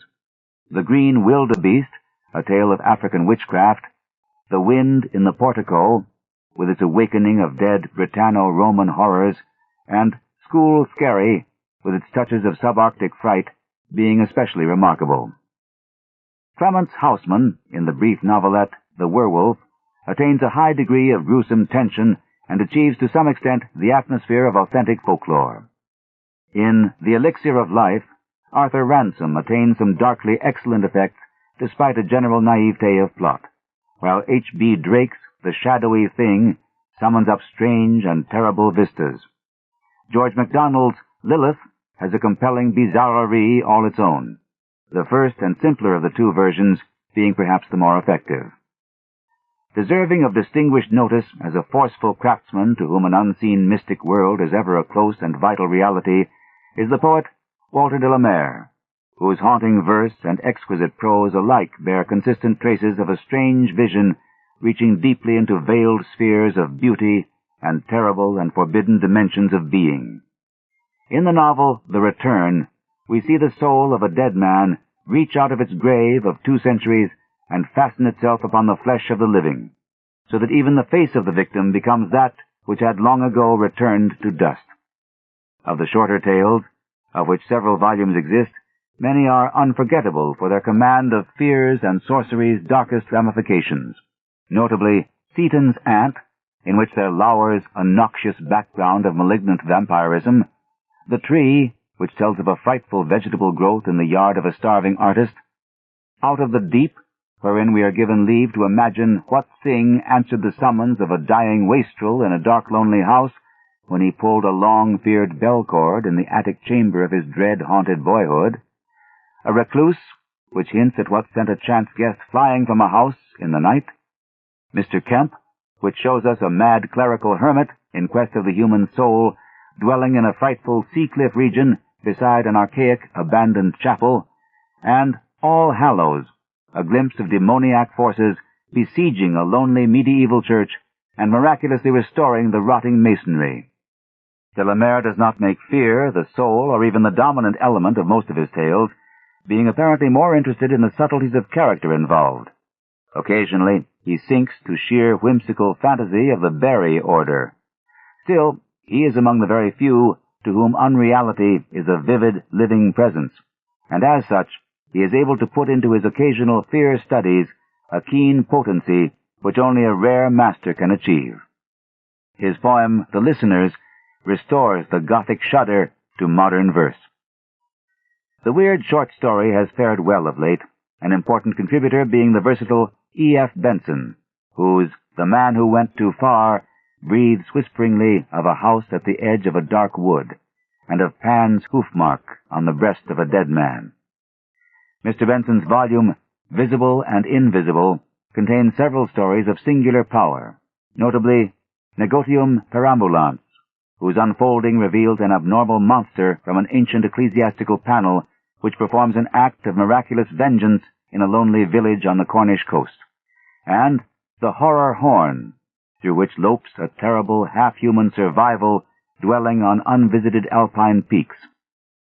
The Face, in another collection, is lethally potent in its relentless aura of doom. H.R. Wakefield, in his collections They Return at Evening, and Others Who Return, manages now and then to achieve great heights of horror, despite a vitiating air of sophistication. The most notable stories are The Red Lodge, with its slimy, aqueous evil, He Cometh and He Passeth By, And He Shall Sing, The Cairn, Look Up There, Blind Man's Buff, and that bit of lurking millennial horror, The 17th Hole at Doncaster. Mention has been made of the weird work of H.G. Wells and A. Conan Doyle. The former, in The Ghost of Fear, reaches a very high level, while all the items in 30 Strange Stories have strong fantastic implications. Doyle, now and then, struck a powerfully spectral note, as in The Captain of the Pole Star, a tale of Arctic ghostliness, and Lot number 249, wherein the reanimated mummy theme is used with more than ordinary skill. Hugh Walpole, of the same family as the founder of Gothic fiction, has sometimes approached the bizarre with much success, his short story, Mrs. Lunt, carrying a very poignant shudder. John Metcalfe, in the collection published as The Smoking Leg, attains now and then a rare pitch of potency. The tale entitled The Bad Lands, containing graduations of horror that strongly savor of genius. More whimsical and inclined toward the amiable and innocuous fantasy of Sir J.M. Barrie are the short tales of E.M. Forster, grouped under the title of The Celestial Omnibus. Of these, only one, dealing with a glimpse of Pan and his aura of fright, may be said to hold the true element of cosmic horror. Mrs. H.D. Everett, though adhering to very old and conventional models, occasionally reaches singular heights of spiritual terror in her collection of short stories. L.P. Hartley is notable for his incisive and extremely ghastly tale, A Visitor from Down Under. May Sinclair's uncanny stories contain more of traditional occultism than of that creative treatment of fear which marks mastery in this field, and are inclined to lay more stress on human emotions and psychological delving than upon the stark phenomena of a cosmos utterly unreal. It may be well to remark here that occult believers are probably less effective than materialists in delineating the spectral and the fantastic, since to them the phantom world is so commonplace a reality that they tend to refer to it with less awe, remoteness, and impressiveness than do those who see in it an absolute and stupendous violation of the natural order. Of rather uneven stylistic quality, but vast occasional power in its suggestion of lurking worlds and beings behind the ordinary surface of life, is the work of William Hope Hodgson, known today far less than it deserves to be. Despite a tendency toward conventionally sentimental conceptions of the universe and of man's relation to it and to his fellows, Mr. Hodgson is perhaps second only to Algernon Blackwood in his serious treatment of unreality. Few can equal him in adumbrating the nearness of nameless forces and monstrous besieging entities through casual hints and insignificant details, or in conveying feelings of the spectral and the abnormal in connection with regions or buildings. In The Boats of the Glen Carrick, 1907, we are shown a variety of malign marvels and accursed unknown lands as encountered by the survivors of a sunken ship. The brooding menace in the earlier parts of the book is impossible to surpass, though a letdown in the direction of ordinary romance and adventure occurs toward the end. An inaccurate and pseudo-romantic attempt to reproduce 18th century prose detracts from the general effect, but the really profound nautical erudition everywhere displayed is a compensating factor.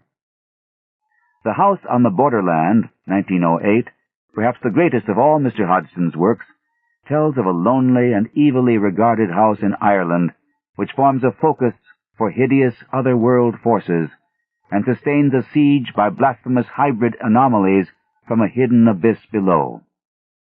The wanderings of the narrator's spirit through limitless light years of cosmic space and kalpas of eternity, and its witnessing of the solar system's final destruction, constitute something almost unique in standard literature. And everywhere there is manifest the author's power to suggest vague, ambushed horrors in natural scenery. But for a few touches of commonplace sentimentality, this book would be a classic of the first water. The Ghost Pirates, 1909, regarded by Mr. Hodgson as rounding out a trilogy with the two previously mentioned works, is a powerful account of a doomed and haunted ship on its last voyage, and of the terrible sea devils of quasi-human aspect and perhaps the spirits of bygone buccaneers that besiege it and finally drag it down to an unknown fate. With its command of maritime knowledge and its clever selection of hints and incidents suggestive of latent horrors in nature, this book at times reaches enviable peaks of power. The Night Land, 1912, is a long extended, 583 pages, tale of the Earth's infinitely remote future, billions of years ahead, after the death of the sun. It is told in a rather clumsy fashion as the dreams of a man in the 17th century, whose mind merges with its own future incarnation, and is seriously marred by painful verboseness, repetitiousness, artificial and nauseously sticky romantic sentimentality, and an attempt at archaic language even more grotesque and absurd than that in Glen Carrick. Allowing for all its faults, it is yet one of the most potent pieces of macabre imagination ever written. The picture of a night-black, dead planet, with the remains of the human race concentrated in a stupendously vast metal pyramid and besieged by monstrous, hybrid, and altogether unknown forces of the darkness, is something that no reader can ever forget. Shapes and entities of an altogether non-human and inconceivable sort, the prowlers of the black, man-forsaken and unexplored world outside the pyramid, are suggested and partly described with ineffable potency. while the night-bound landscape, with its chasms and slopes and dying volcanism, takes on an almost sentient terror beneath the author's touch. Midway in the book, the central figure ventures outside the pyramid on a quest through death-haunted realms untrod by man for millions of years. And in his slow, minutely described, day-by-day progress over unthinkable leagues of immemorial blackness, there is a sense of cosmic alienage, breathless mystery, and terrified expectancy unrivaled in the whole range of literature. The last quarter of the book drags woefully, but fails to spoil the tremendous power of the whole. Mr. Hodgson's later volume, Carnacki, the Ghost Finder, consists of several longish short stories published many years before in magazines. In quality, it falls conspicuously below the level of the other books. We here find a more or less conventional stock figure of the infallible detective type, the progeny of Monsieur Dupin and Sherlock Holmes, and the close kin of Algernon Blackwood's John Silence, moving through scenes and events badly marred by an atmosphere of professional occultism. A few of the episodes, however, are of undeniable power, and afford glimpses of the peculiar genius characteristic of the author. Naturally, it is impossible in a brief sketch to trace out all the classic modern uses of the terror element. The ingredient must of necessity enter into all work, both prose and verse, treating broadly of life, and we are therefore not surprised to find a share in such writers as the poet Browning, whose Childe Roland to the Dark Tower came is instinct with hideous menace, or the novelist Joseph Conrad, who often wrote of the dark secrets within the sea, and of the demoniac driving power of fate as influencing the lives of lonely and maniacally resolute men. Its trail is one of infinite ramifications, but we must here confine ourselves to its appearance in a relatively unmixed state, where it determines and dominates the work of art containing it. Somewhat separate from the main British stream is that current of weirdness in Irish literature, which came to the fore in the Celtic Renaissance of the later 19th and early 20th centuries. Ghost and fairy lore have always been of great prominence in Ireland, and for over 100 years have been recorded by a line of such faithful transcribers and translators as William Carleton, T. Crofton Croker, Lady Wilde, mother of Oscar Wilde, Douglas Hyde, and W.B. Yeats. Brought to notice by the modern movement, this body of myth has been carefully collected and studied, and its salient features reproduced in the work of later figures like Yeats, J.M. Synge, A.E., Lady Gregory, Patrick Colum, James Stephens, and their colleagues. Whilst on the whole more whimsically fantastic than terrible, such folklore and its consciously artistic counterparts contain much that falls truly within the domain of cosmic horror. Tales of burials in sunken churches beneath haunted lakes, accounts of death heralding banshees and sinister changelings, ballads of spectres and the unholy creatures of the wrath, all these have their poignant and definite shivers, and mark a strong and distinctive element in weird literature. Despite homely grotesqueness and absolute naivete, there is genuine nightmare in the class of narrative represented by the yarn of Teig O'Kane, who in punishment for his wild life was ridden all night by a hideous corpse that demanded burial and drove him from churchyard to churchyard as the dead rose up loathsomely in each one and refused to accommodate the newcomer with a berth. Yeats, undoubtedly the greatest figure of the Irish revival, if not the greatest of all living poets, has accomplished notable things both in original work and in the codification of old legends. 10. The Modern Masters. The best horror tales of today, profiting by the long evolution of the type, possess a naturalness, convincingness, artistic smoothness, and skillful intensity of appeal quite beyond comparison with anything in the Gothic work of a century or more ago. Technique, craftsmanship, experience, and psychological knowledge have advanced tremendously with the passing years, so that much of the older work seems naive and artificial, redeemed, when redeemed at all, only by a genius which conquers heavy limitations. The tone of jaunty and inflated romance, full of false motivation and investing every conceivable event with a counterfeit significance and carelessly inclusive glamour, is now confined to lighter and more whimsical phases of supernatural writing. Serious weird stories are either made realistically intense by close consistency and perfect fidelity to nature, except in the one supernatural direction which the author allows himself, or else cast altogether in the realm of fantasy, with atmosphere cunningly adapted to the visualization of a delicately exotic world of unreality beyond space and time, in which almost anything may happen if it but happen in true accord with certain types of imagination and illusion normal to the sensitive human brain.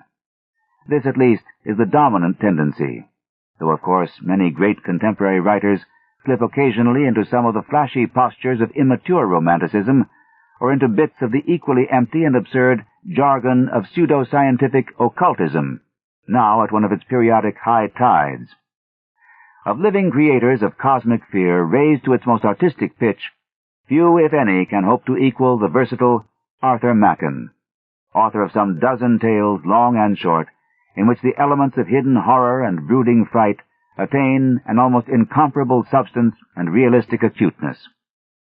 Mr. Machen, a general man of letters and master of an exquisitely lyrical and expressive prose style, has perhaps put more conscious effort into his picaresque Chronicle of Clemendy, his refreshing essays, his vivid autobiographical volumes, his fresh and spirited translations, and above all, his memorable epic of the sensitive aesthetic mind, The Hill of Dreams, in which the youthful hero responds to the magic of that ancient Welsh environment which is the author's own, and lives a dream life in the Roman city of Isca Silurum, now shrunk to the relic-strewn village of Caerleon on Usk. But the fact remains that his powerful horror material of the 90s and earlier 1900s stands alone in its class, and marks a distinct epoch in the history of this literary form. Mr. Machen, with an impressionable Celtic heritage linked to keen youthful memories of the wild, domed hills, archaic forests, and cryptical Roman ruins of the Gwent countryside, has developed an imaginative life of rare beauty, intensity, and historic background. He has absorbed the medieval mystery of dark woods and ancient customs, and is a champion of the Middle Ages in all things, including the Catholic faith. He has yielded likewise to the spell of the Britanno-Roman life which once surged over his native region, and finds strange magic in the fortified camps, tessellated pavements, fragments of statues, and kindred things which tell of the day when classicism reigned and Latin was the language of the country. A young American poet, Frank Belknap Long, Jr., has well summarized this dreamer's rich endowments and wizardry of expression in the sonnet on reading Arthur Machen. There is a glory in the autumn wood. The ancient lanes of England wind and climb past wizard oaks and gorse and tangled thyme to where a fort of mighty empire stood. There is a glamour in the autumn sky. The reddened clouds are writhing in the glow of some great fire, and there are glints below of tawny yellow where the embers die. I wait, for he will show me, clear and cold, high-raised in splendor, sharp against the north, the Roman eagles, and through mists of gold the marching legions as they issue forth. I wait, for I would share with him again the ancient wisdom and the ancient pain. Of Mr. Machen's horror tales, the most famous is perhaps The Great God Pan, 1894, which tells of a singular and terrible experiment and its consequences. A young woman, through surgery of the brain cells, is made to see the vast and monstrous deity of nature, and becomes an idiot in consequence, dying less than a year later. Years afterward, a strange, ominous, and foreign-looking child named Helen Vaughan is placed to board with a family in rural Wales, and haunts the woods in unaccountable fashion. A little boy is thrown out of his mind at sight of someone or something he spies with her, and a young girl comes to a terrible end in similar fashion. All this mystery is strangely interwoven with the Roman rural deities of the place, as sculptured in antique fragments. After another lapse of years, a woman of strangely exotic beauty appears in society, drives her husband to horror and death, causes an artist to paint unthinkable paintings of witches' sabbaths, creates an epidemic of suicide among the men of her acquaintance, and is finally discovered to be a frequenter of the lowest dens of vice in London, where even the most callous degenerates are shocked at her enormities. Through the clever comparing of notes on the part of those who have had word of her at various stages of her career, this woman is discovered to be the girl Helen Vaughan, who is the child by no mortal father of the young woman on whom the brain experiment was made. She is a daughter of hideous Pan himself, and at the last is put to death amidst horrible transmutations of form involving changes of sex and the descent to the most primal manifestations of the life principle. But the charm of the tale is in the telling. No one could begin to describe the cumulative suspense and ultimate horror with which every paragraph abounds without following fully the precise order in which Mr. Machen unfolds his gradual hints and revelations. Melodrama is undeniably present, and coincidence is stretched to a length which appears absurd upon analysis, but in the malign witchery of the tale as a whole, these trifles are forgotten, and the sensitive reader reaches the end with only an appreciative shudder and a tendency to repeat the words of one of the characters, "It is too incredible, too monstrous. Such things can never be in this quiet world. Why, man, if such a case were possible, our earth would be a nightmare." Less famous and less complex in plot than the great god Pan, but definitely finer in atmosphere and general artistic value, is the curious and dimly disquieting chronicle called The White People, whose central portion purports to be the diary or notes of a little girl whose nurse has introduced her to some of the forbidden magic and soul-blasting traditions of the noxious witch cult, the cult whose whispered lore was handed down long lines of peasantry throughout Western Europe, and whose members sometimes stole forth at night, one by one, to meet in black woods and lonely places for the revolting orgies of the witches' Sabbath. Mr. Machen's narrative, a triumph of skillful selectiveness and restraint, accumulates enormous power as it flows on in a stream of innocent, childish prattle, introducing allusions to strange nymphs, dolls, vulas, white, green, and scarlet ceremonies, Aklo letters, Jian language, Mao games, and the like. The rites learned by the nurse from her witch grandmother are taught to the child by the time she is 3 years old, and her artless accounts of the dangerous secret revelations possess a lurking terror generously mixed with pathos. Evil charms well known to anthropologists are described with juvenile naivete, and finally there comes a winter afternoon journey into the old Welsh hills, performed under an imaginative spell which lends to the wild scenery an added weirdness, strangeness, and suggestion of grotesque sentience. The details of this journey are given with marvelous vividness, and form to the keen critic a masterpiece of fantastic writing, with almost unlimited power in the intimation of potent hideousness and cosmic aberration. At length, the child, whose age is then 13, comes upon a cryptic and banefully beautiful thing in the midst of a dark and inaccessible wood.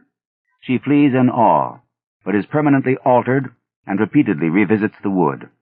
In the end, horror overtakes her in a manner deftly prefigured by an anecdote in the prologue, but she poisons herself in time. Like the mother of Helen Vaughan in The Great God Pan, she has seen that frightful deity.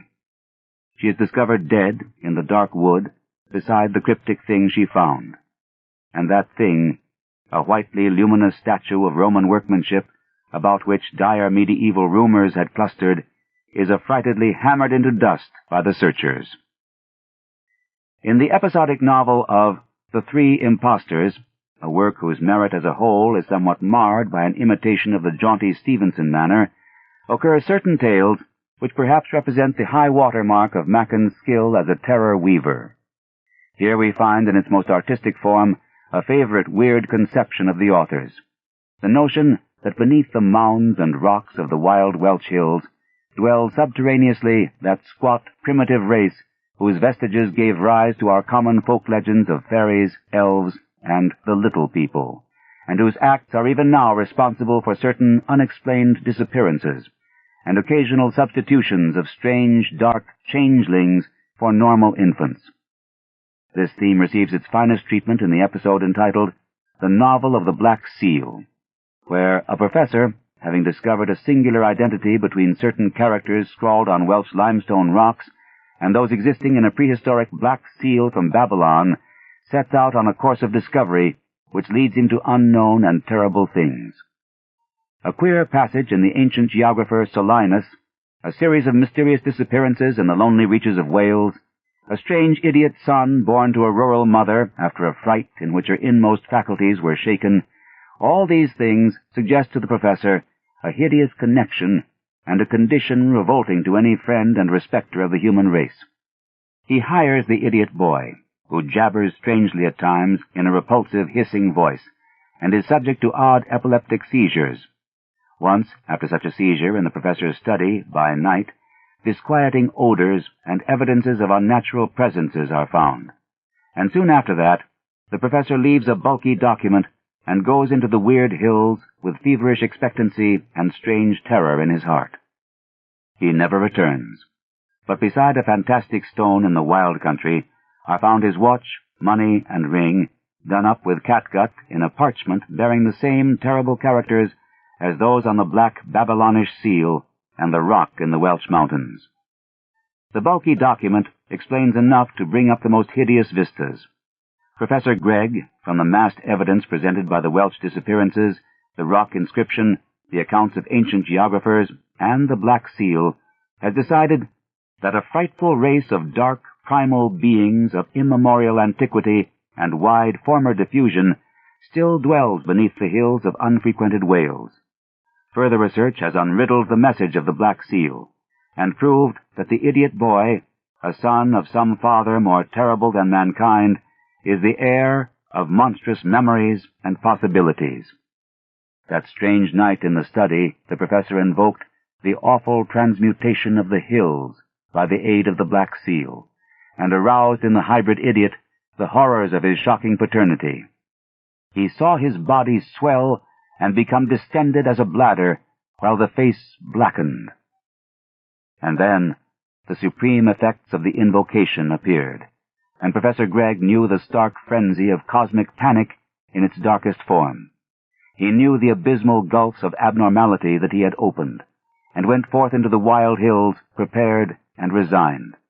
He would meet the unthinkable little people, and his document ends with a rational observation: "If I unhappily do not return from my journey, there is no need to conjure up here a picture of the awfulness of my fate."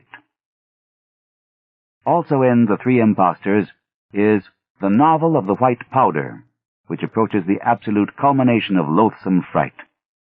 Francis Lester, a young law student nervously worn out by seclusion and overwork, has a prescription filled by an old apothecary none too careful about the state of his drugs. The substance, it later turns out, is an unusual salt which time and varying temperature have accidentally changed to something very strange and terrible. Nothing less, in short, than the medieval Venum Sabbati, whose consumption at the horrible orgies of the witches' Sabbath gave rise to shocking transformations and, if injudiciously used, to unutterable consequences. Innocently enough, the youth regularly imbibes the powder in a glass of water after meals, and at first seems substantially benefited. Gradually, however, his improved spirits take the form of dissipation. He is absent from home a great deal, and appears to have undergone a repellent psychological change. One day, an odd livid spot appears on his right hand, and he afterward returns to his seclusion, finally keeping himself shut within his room and admitting none of the household. The doctor calls for an interview, and departs in a palsy of horror, saying that he can do no more in that house. 2 weeks later, the patient's sister, walking outside, sees a monstrous thing at the sick-room window, and servants report that food left at the locked door is no longer touched. Summons at the door bring only a sound of shuffling, and a demand in a thick, gurgling voice to be let alone. At last, an awful happening is reported by a shuddering housemaid. The ceiling of the room below Lester's is stained with a hideous black fluid, and a pool of viscid abomination has dripped to the bed beneath. Dr. Haberden, now persuaded to return to the house, breaks down the young man's door and strikes again and again with an iron bar at the blasphemous, semi-living thing he finds there. It is a dark and putrid mass, seething with corruption and hideous rottenness, neither liquid nor solid, but melting and changing. Burning points like eyes shine out of its midst, and before it is dispatched, it tries to lift what might have been an arm. Soon afterward, the physician, unable to endure the memory of what he has beheld, dies at sea while bound for a new life in America.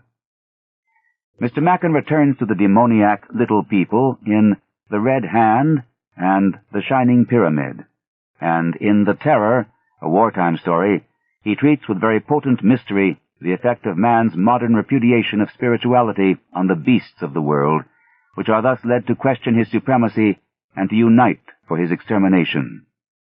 Of utmost delicacy, and passing from mere horror into true mysticism, is The Great Return, a story of the Grail, also a product of the war period. Too well known to need description here is the tale of The Bowmen, which, taken for authentic narration, gave rise to the widespread legend of the Angels of Mons, ghosts of the old English archers of Crécy and Agincourt, who fought in 1914 beside the hard-pressed ranks of England's glorious Old Contemptibles. Less intense than Mr. Machen in delineating the extremes of stark fear, yet infinitely more closely wedded to the idea of an unreal world constantly pressing upon ours, is the inspired and prolific Algernon Blackwood, amidst whose voluminous and uneven work may be found some of the finest spectral literature of this or any age. Of the quality of Mr. Blackwood's genius there can be no dispute, for no one has even approached the skill, seriousness, and minute fidelity with which he records the overtones of strangeness in ordinary things and experiences, or the preternatural insight with which he builds up detail by detail the complete sensations and perceptions leading from reality into supernormal life or vision. Without notable command of the poetic witchery of mere words, he is the one absolute and unquestioned master of weird atmosphere, and can evoke what amounts almost to a story from a simple fragment of humorless psychological description. Above all others, he understands how fully some sensitive minds dwell forever on the borderland of dream, and how relatively slight is the distinction betwixt those images formed from actual objects and those excited by the play of the imagination. Mr. Blackwood's lesser work is marred by several defects, such as ethical didacticism, occasional insipid whimsicality, the flatness of benignant supernaturalism, and a too free use of the trade jargon of modern occultism. A fault of his more serious efforts is that diffuseness and long-windedness which results from an excessively elaborate attempt, under the handicap of a somewhat bald and journalistic style, devoid of intrinsic magic, color, and vitality, to visualize precise sensations and nuances of uncanny suggestion. But in spite of all this, the major products of Mr. Blackwood attain a genuinely classic level, and evoke, as does nothing else in literature, an awed and convinced sense of the immanence of strange spiritual spheres or entities. The well-nigh endless array of Mr. Blackwood's fiction includes both novels and shorter tales, the latter sometimes independent and sometimes arrayed in series. Foremost of all must be reckoned The Willows, in which the nameless presences on a desolate Danube island are horribly felt and recognized by a pair of idle voyagers. Here, art and restraint in narrative reach their very highest development, and an impression of lasting poignancy is produced without a single strained passage or a single false note. Another amazingly potent, though less artistically finished tale is The Wendigo, where we are confronted by horrible evidences of a vast forest demon, about which Northwood's lumbermen whisper at evening. The manner in which certain footprints tell certain unbelievable things is really a marked triumph in craftsmanship. In An Episode in a Lodging House, we behold frightful presences summoned out of black space by a sorcerer, and The Listener tells of the awful psychic residuum creeping about an old house where a leper died. In the volume titled Incredible Adventures occur some of the finest tales which the author has yet produced, leading the fancy to wild rites on nocturnal hills, to secret and terrible aspects lurking behind stolid scenes, and to unimaginable vaults of mystery below the sands and pyramids of Egypt, all with a serious finesse and delicacy that convince where a cruder or lighter treatment would merely amuse. Some of these accounts are hardly stories at all, but rather studies in elusive impressions and half-remembered snatches of dream. Plot is everywhere negligible, and atmosphere reigns untrammeled. John Silence, Physician Extraordinary, is a book of 5 related tales, through which a single character runs his triumphant course. Marred only by traces of the popular and conventional detective story atmosphere, for Dr. Silence is one of those benevolent geniuses who employ their remarkable powers to aid worthy fellow men in difficulty, these narratives contain some of the author's best work, and produce an illusion at once emphatic and lasting. The opening tale, A Psychical Invasion, relates what befell a sensitive author in a house once the scene of dark deeds, and how a legion of fiends was exorcised. Ancient Sorceries, perhaps the finest tale in the book, gives an almost hypnotically vivid account of an old French town where once the unholy Sabbath was kept by all the people in the form of cats. In The Nemesis of Fire, a hideous elemental is evoked by new-spilt blood, whilst Secret Worship tells of a German school where Satanism held sway and where long afterward an evil aura remained. The Camp of the Dog is a werewolf tale, but is weakened by moralization and professional occultism. Too subtle perhaps for definite classification as horror tales, yet possibly more truly artistic in an absolute sense, are such delicate fantasies as Jimbo or The Centaur. Mr. Blackwood achieves in these novels a close and palpitant approach to the inmost substance of dream, and works enormous havoc with the conventional barriers between reality and imagination. Unexcelled in the sorcery of crystalline singing prose, and supreme in the creation of a gorgeous and languorous world of iridescently exotic vision, is Edward John Morton Drax Plunkett, 18th Baron Dunsany, whose tales and short plays form an almost unique element in our literature.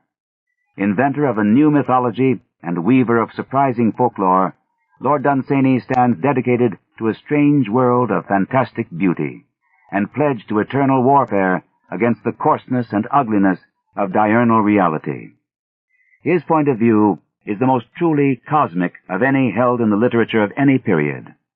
As sensitive as Poe to dramatic values and the significance of isolated words and details, and far better equipped rhetorically through a simple lyric style based on the prose of the King James Bible, this author draws with tremendous effectiveness on nearly every body of myth and legend within the circle of European culture, producing a composite or eclectic style of fantasy in which Eastern color, Hellenic form, Teutonic somberness, and Celtic wistfulness are so superbly blended that each sustains and supplements the rest without sacrifice of perfect congruity and homogeneity. In most cases, Dunsany's lands are fabulous, beyond the East, or at the edge of the world. His system of original personal and place names, with roots drawn from classical, oriental, and other sources, is a marvel of versatile inventiveness and poetic discrimination, as one may see from such specimens as Argemenes, Bethmura, Poltarnis, Camarak, Iluriel, or Sardathrion. Beauty rather than terror is the keynote of Dunsany's work. He loves the vivid green of jade and of copper domes, and the delicate flush of sunset on the ivory minarets of impossible dream cities. Humor and irony, too, are often present to impart a gentle cynicism and modify what might otherwise possess a naive intensity. Nevertheless, as is inevitable in a master of triumphant unreality, there are occasional touches of cosmic fright, which come well within the authentic tradition. Dunsany loves to hint slyly and adroitly of monstrous things and incredible dooms, as one hints in a fairy tale. In The Book of Wonder, we read of Chlo Chlo, the gigantic spider idol, which does not always stay at home, of what the Sphinx feared in the forest, of Slith, the thief who jumps over the edge of the world after seeing a certain light lit and knowing who lit it, of the Anthropophagus Ghibellines, who inhabit an evil tower and guard a treasure, of the gnolls, who live in the forest and from whom it is not well to steal, of the city of Never and the eyes that watch in the under pits, and of kindred things of darkness. A Dreamer's Tales tells of the mystery that sent forth all men from Bethmura in the desert, of the vast gate of Perdonderus that was carved from a single piece of ivory, and of the voyage of poor old Bill, whose captain cursed the crew and paid calls on nasty-looking isles new risen from the sea, with low thatched cottages having evil, obscure windows. Many of Dunsany's short plays are replete with spectral fear. In The Gods of the Mountain, 7 beggars impersonate the 7 green idols on a distant hill, and enjoy ease and honor in a city of worshippers until they hear that the real idols are missing from their wonted seats. A very ungainly sight in the dusk is reported to them, rock that should not walk in the evening, and at last, as they sit awaiting the arrival of a troupe of dancers, they note that the approaching footsteps are heavier than those of good dancers ought to be. Then things ensue, and in the end, the presumptuous blasphemers are turned to green jade statues by the very walking statues whose sanctity they outraged. But mere plot is the very least merit of this marvelously effective play. The incidents and developments are those of a supreme master, so that the whole forms one of the most important contributions of the present age, not only to drama, but to literature in general. A Night at an Inn tells of 4 thieves who have stolen the emerald eye of Klesh, a monstrous Hindu god. They lure to their room and succeed in slaying the 3 priestly avengers who are on their track. But in the night, Klesh comes gropingly for his eye, and having gained it and departed, calls each of the despoilers out into the darkness for an unnamed punishment. In The Laughter of the Gods, there is a doomed city at the jungle's edge, and a ghostly lutanist heard only by those about to die. Compare Alice's spectral harpsichord in Hawthorne's House of the Seven Gables. Whilst The Queen's Enemies retells the anecdote of Herodotus, in which a vengeful princess invites her foes to a subterranean banquet and lets in the Nile to drown them. But no amount of mere description can convey more than a fraction of Lord Dunsany's pervasive charm. His prismatic cities and unheard-of rites are touched with a sureness which only mastery can engender, and we thrill with a sense of actual participation in his secret mysteries. To the truly imaginative, he is a talisman and a key, unlocking rich storehouses of dream and fragmentary memory, so that we may think of him not only as a poet, but as one who makes each reader a poet as well. At the opposite pole of genius from Lord Dunsany, and gifted with an almost diabolic power of calling horror by gentle steps from the midst of prosaic daily life, is the scholarly Montague Rhodes James, Provost of Eton College, antiquary of note, and recognized authority on medieval manuscripts and cathedral history. Dr. James, long fond of telling spectral tales at Christmastide, has become, by slow degrees, a literary weird fictionist of the very first rank, and has developed a distinctive style and method likely to serve as models for an enduring line of disciples. The art of Dr. James is by no means haphazard, and in the preface to one of his collections he has formulated 3 very sound rules for macabre composition. A ghost story, he believes, should have a familiar setting in the modern period in order to approach closely the reader's sphere of experience. Its spectral phenomena, moreover, should be malevolent rather than beneficent, since fear is the emotion primarily to be excited. And finally, the technical patois of occultism or pseudoscience ought carefully to be avoided, lest the charm of casual verisimilitude be smothered in unconvincing pedantry. Dr. James, practicing what he preaches, approaches his themes in a light and often conversational way. Creating the illusion of everyday events, he introduces his abnormal phenomena cautiously and gradually, relieved at every turn by touches of homely and prosaic detail, and sometimes spiced with a snatch or two of antiquarian scholarship. Conscious of the close relation between present weirdness and accumulated tradition, he generally provides remote historical antecedents for his incidents, thus being able to utilize very aptly his exhaustive knowledge of the past and his ready and convincing command of archaic diction and coloring. A favorite scene for a James tale is some centuried cathedral, which the author can describe with all the familiar minuteness of a specialist in that field. Sly, humorous vignettes and bits of lifelike genre portraiture and characterization are often to be found in Dr. James's narratives, and serve in his skilled hands to augment the general effect rather than to spoil it, as the same qualities would tend to do with a lesser craftsman. In inventing a new type of ghost, he has departed considerably from the conventional Gothic tradition, for where the older stock ghosts were pale and stately, and apprehended chiefly through the sense of sight, the average James ghost is lean, dwarfish, and hairy, a sluggish, hellish, night abomination midway betwixt beast and man, and usually touched before it is seen. Sometimes the spectre is of still more eccentric composition, a roll of flannel with spidery eyes, or an invisible entity which molds itself in bedding and shows a face of crumpled linen. Dr. James has, it is clear, an intelligent and scientific knowledge of human nerves and feelings, and knows just how to apportion statement, imagery, and subtle suggestions in order to secure the best results with his readers. He is an artist in incident and arrangement rather than in atmosphere, and reaches the emotions more often through the intellect than directly. This method, of course, with its occasional absences of sharp climax, has its drawbacks as well as its advantages, and many will miss the thorough atmospheric tension which writers like Machen are careful to build up with words and scenes. But only a few of the tales are open to the charge of tameness. Generally, the laconic unfolding of abnormal events in adroit order is amply sufficient to produce the desired effect of cumulative horror.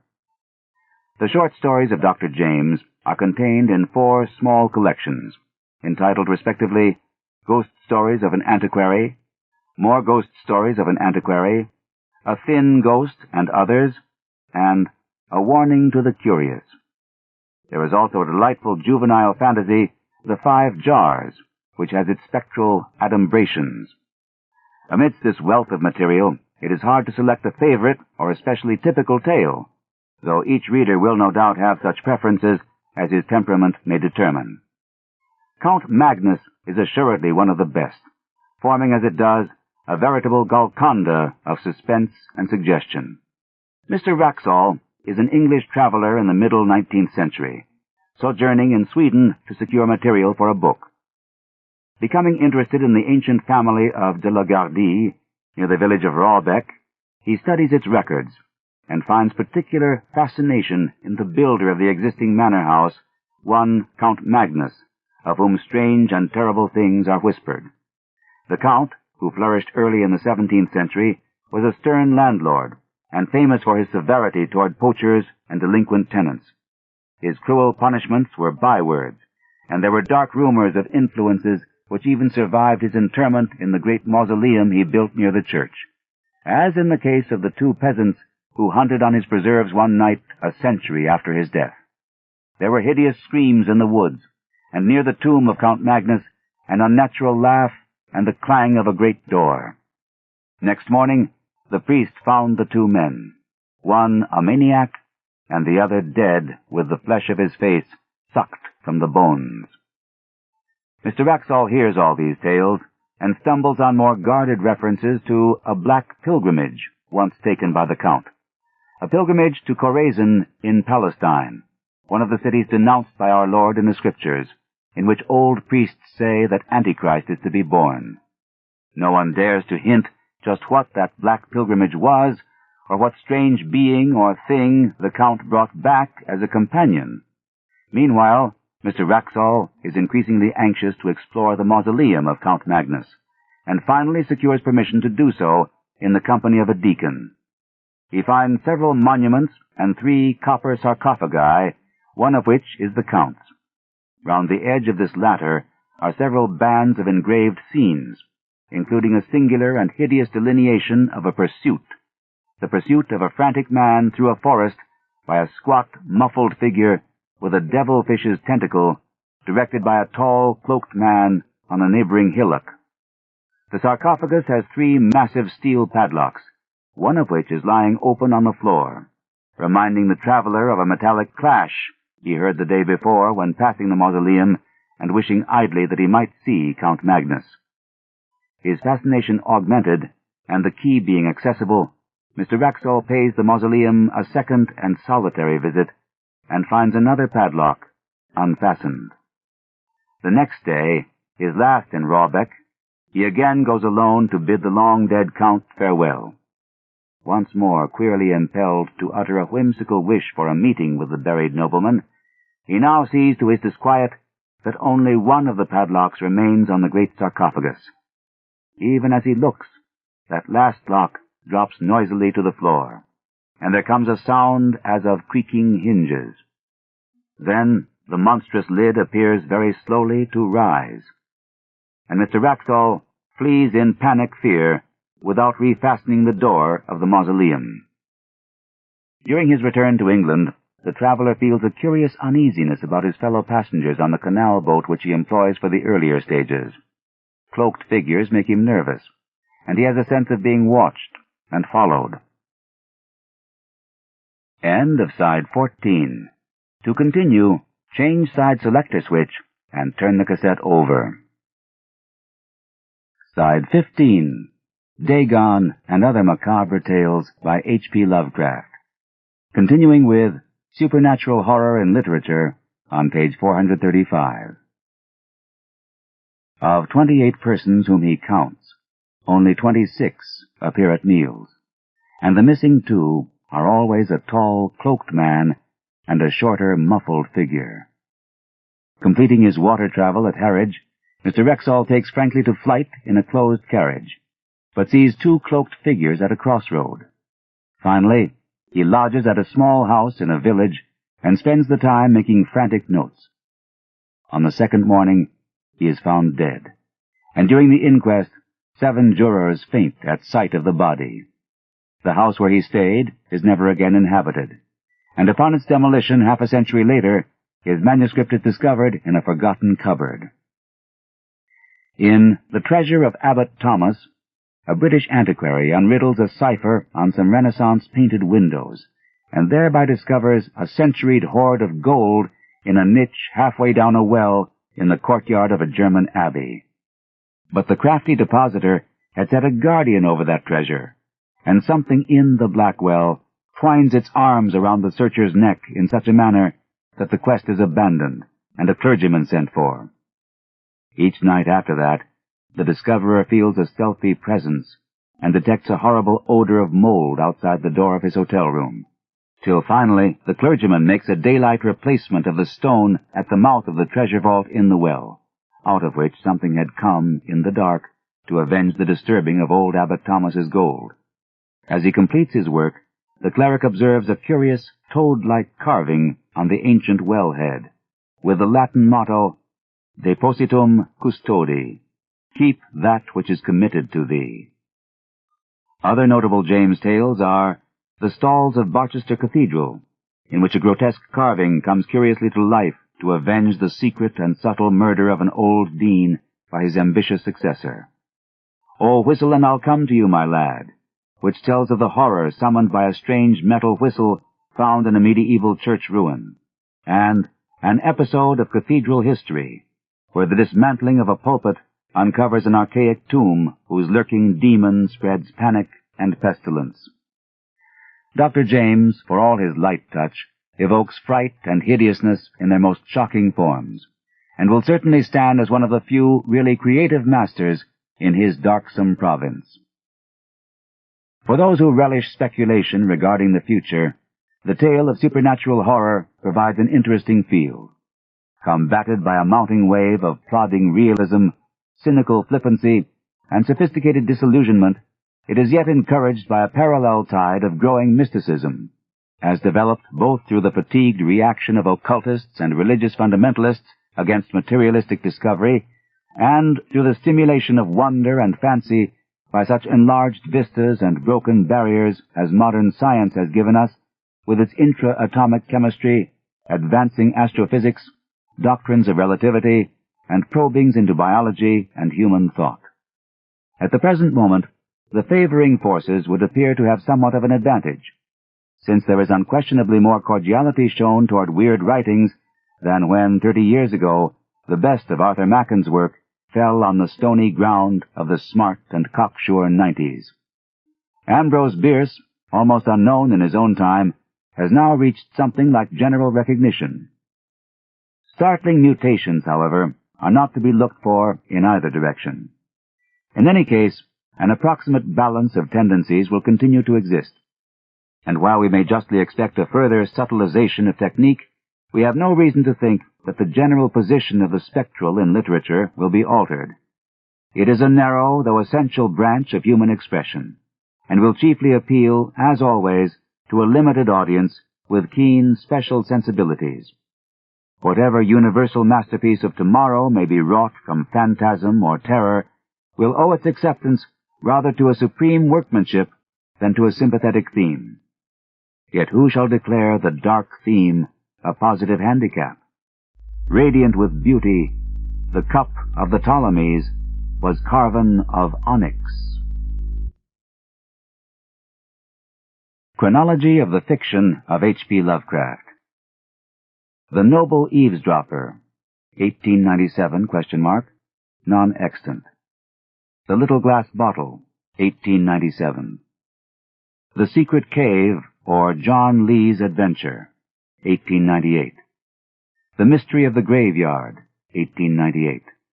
The Haunted House, 1898/1902, non-extant. The Secret of the Grave, 1898/1902, non-extant. John the Detective, 1898/1902, non-extant. The Mysterious Ship, 1902. The Beast in the Cave, 21st April, 1905. The Picture, 1907, non-extant. The Alchemist, 1908. The Tomb, June 1917. Dagon, July 1917. A Reminiscence of Dr. Samuel Johnson, 1917. Polaris, May, 1918. The Mystery of Murden Grange, 1918, non-extant. The Green Meadow, with Winifred V. Jackson, 1918/19. Beyond the Wall of Sleep, 1919. Memory, 1919. Old Bugs, 1919. The Transition of Juan Romero, 16th September, 1919. The White Ship, November, 1919. The Doom That Came to Sarnath, 3rd December, 1919. The Statement of Randolph Carter, December, 1919. The Terrible Old Man, 28th January, 1920. The Tree, 1920. The Cats of Ulthar, 15th June, 1920. The Temple, 1920. Facts Concerning the Late Arthur German and His Family, 1920. The Street, 1920, ? Life and Death, 1920, ? Lost. Poetry and the Gods, with Anna Helen Crofts, 1920. Celephaeus, early November, 1920. From Beyond, 16th November, 1920. Nyarlathotep, early December, 1920. The Picture in the House, 12th December, 1920. The Crawling Chaos, with Winifred V. Jackson, 1920/21. Ex Oblivione, 1920/21. The Nameless City, January 1921. The Quest of Iranon, 28th February 1921. The Moon Bog, March 1921.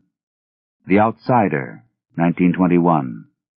The Other Gods, 14th August, 1921. The Music of Erich Zahn, December 1921. Herbert West, Reanimator, September 1921 to mid-1922. Hypnos, May 1922. What the Moon Brings, 5th June 1922. Azathoth, June 1922. The Horror at Martin's Beach, with Sonia H. Green, June 1922. The Hound, September 1922. The Lurking Fear, November 1922. The Rats in the Walls, August to September 1923. The Unnameable, September 1923. Ashes, with C. M. Eddy, Jr., 1923. The Ghost Eater, with C. M. Eddy, Jr., 1923. The Loved Dead, with C. M. Eddy, Jr., 1923. The Festival, 1923. Deaf, Dumb, and Blind, with C. M. Eddy, Jr., 1924, ? Under the Pyramids, with Harry Houdini, February to March, 1924. The Shunned House, 16th to 19th October, 1924. The Horror at Red Hook, 1st to 2nd August, 1925. He, 11th August, 1925. In the Vault, 18th September, 1925. The Descendant, 1926, ? Cool Air, March 1926. The Call of Cthulhu, summer 1926. Two Black Bottles, with Wilfrid Blanche Tallman, July to October 1926. Pickman's Model, 1926. The Silver Key, 1926.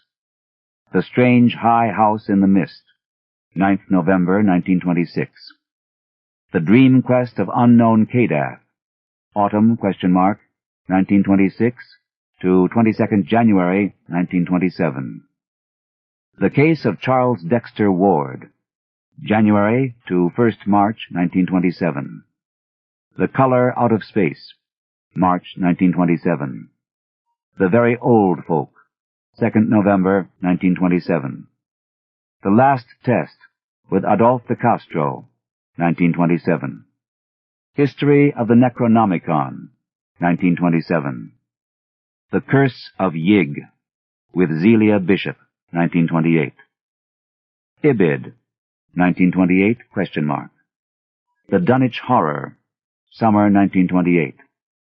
The Electric Executioner, with Adolphe de Castro, 1929, ? The Mound, with Zelia Bishop, December 1929 to early 1930. Medusa's Coil, with Zelia Bishop, May 1930.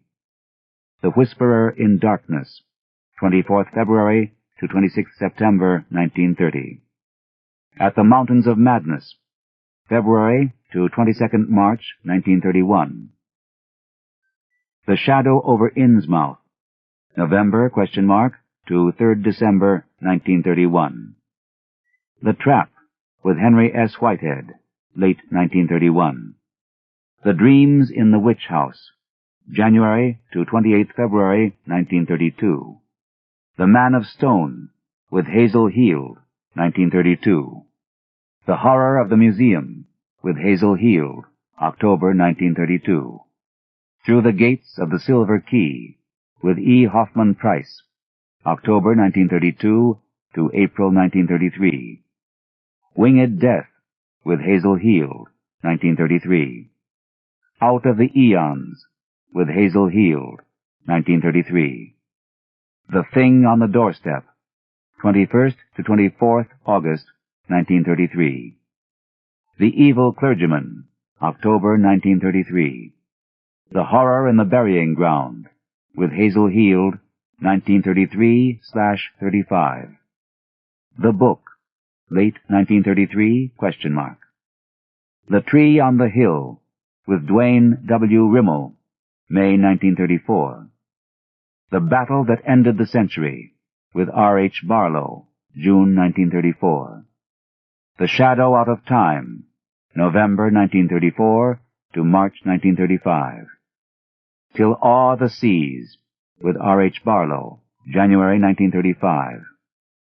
Collapsing Cosmoses, with R.H. Barlow, June 1935.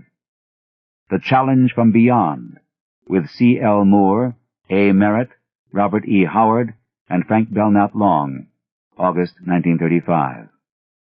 The Diary of Alonzo Typer, with William Lumley, October 1935. The Haunter of the Dark, November 1935. In the Walls of Eryx, with Kenneth Sterling, January 1936. The Night Ocean, with R.H. Barlow, Autumn ? 1936. Acknowledgements.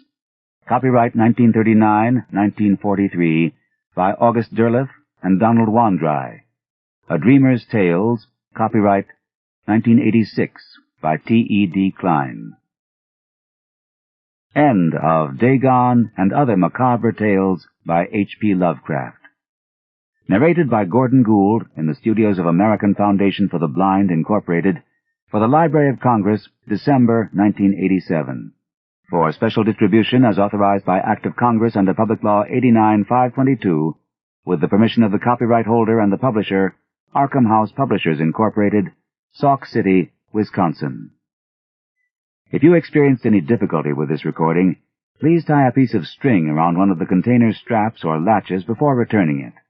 Place the defective recording in the container, braille side down, for identification.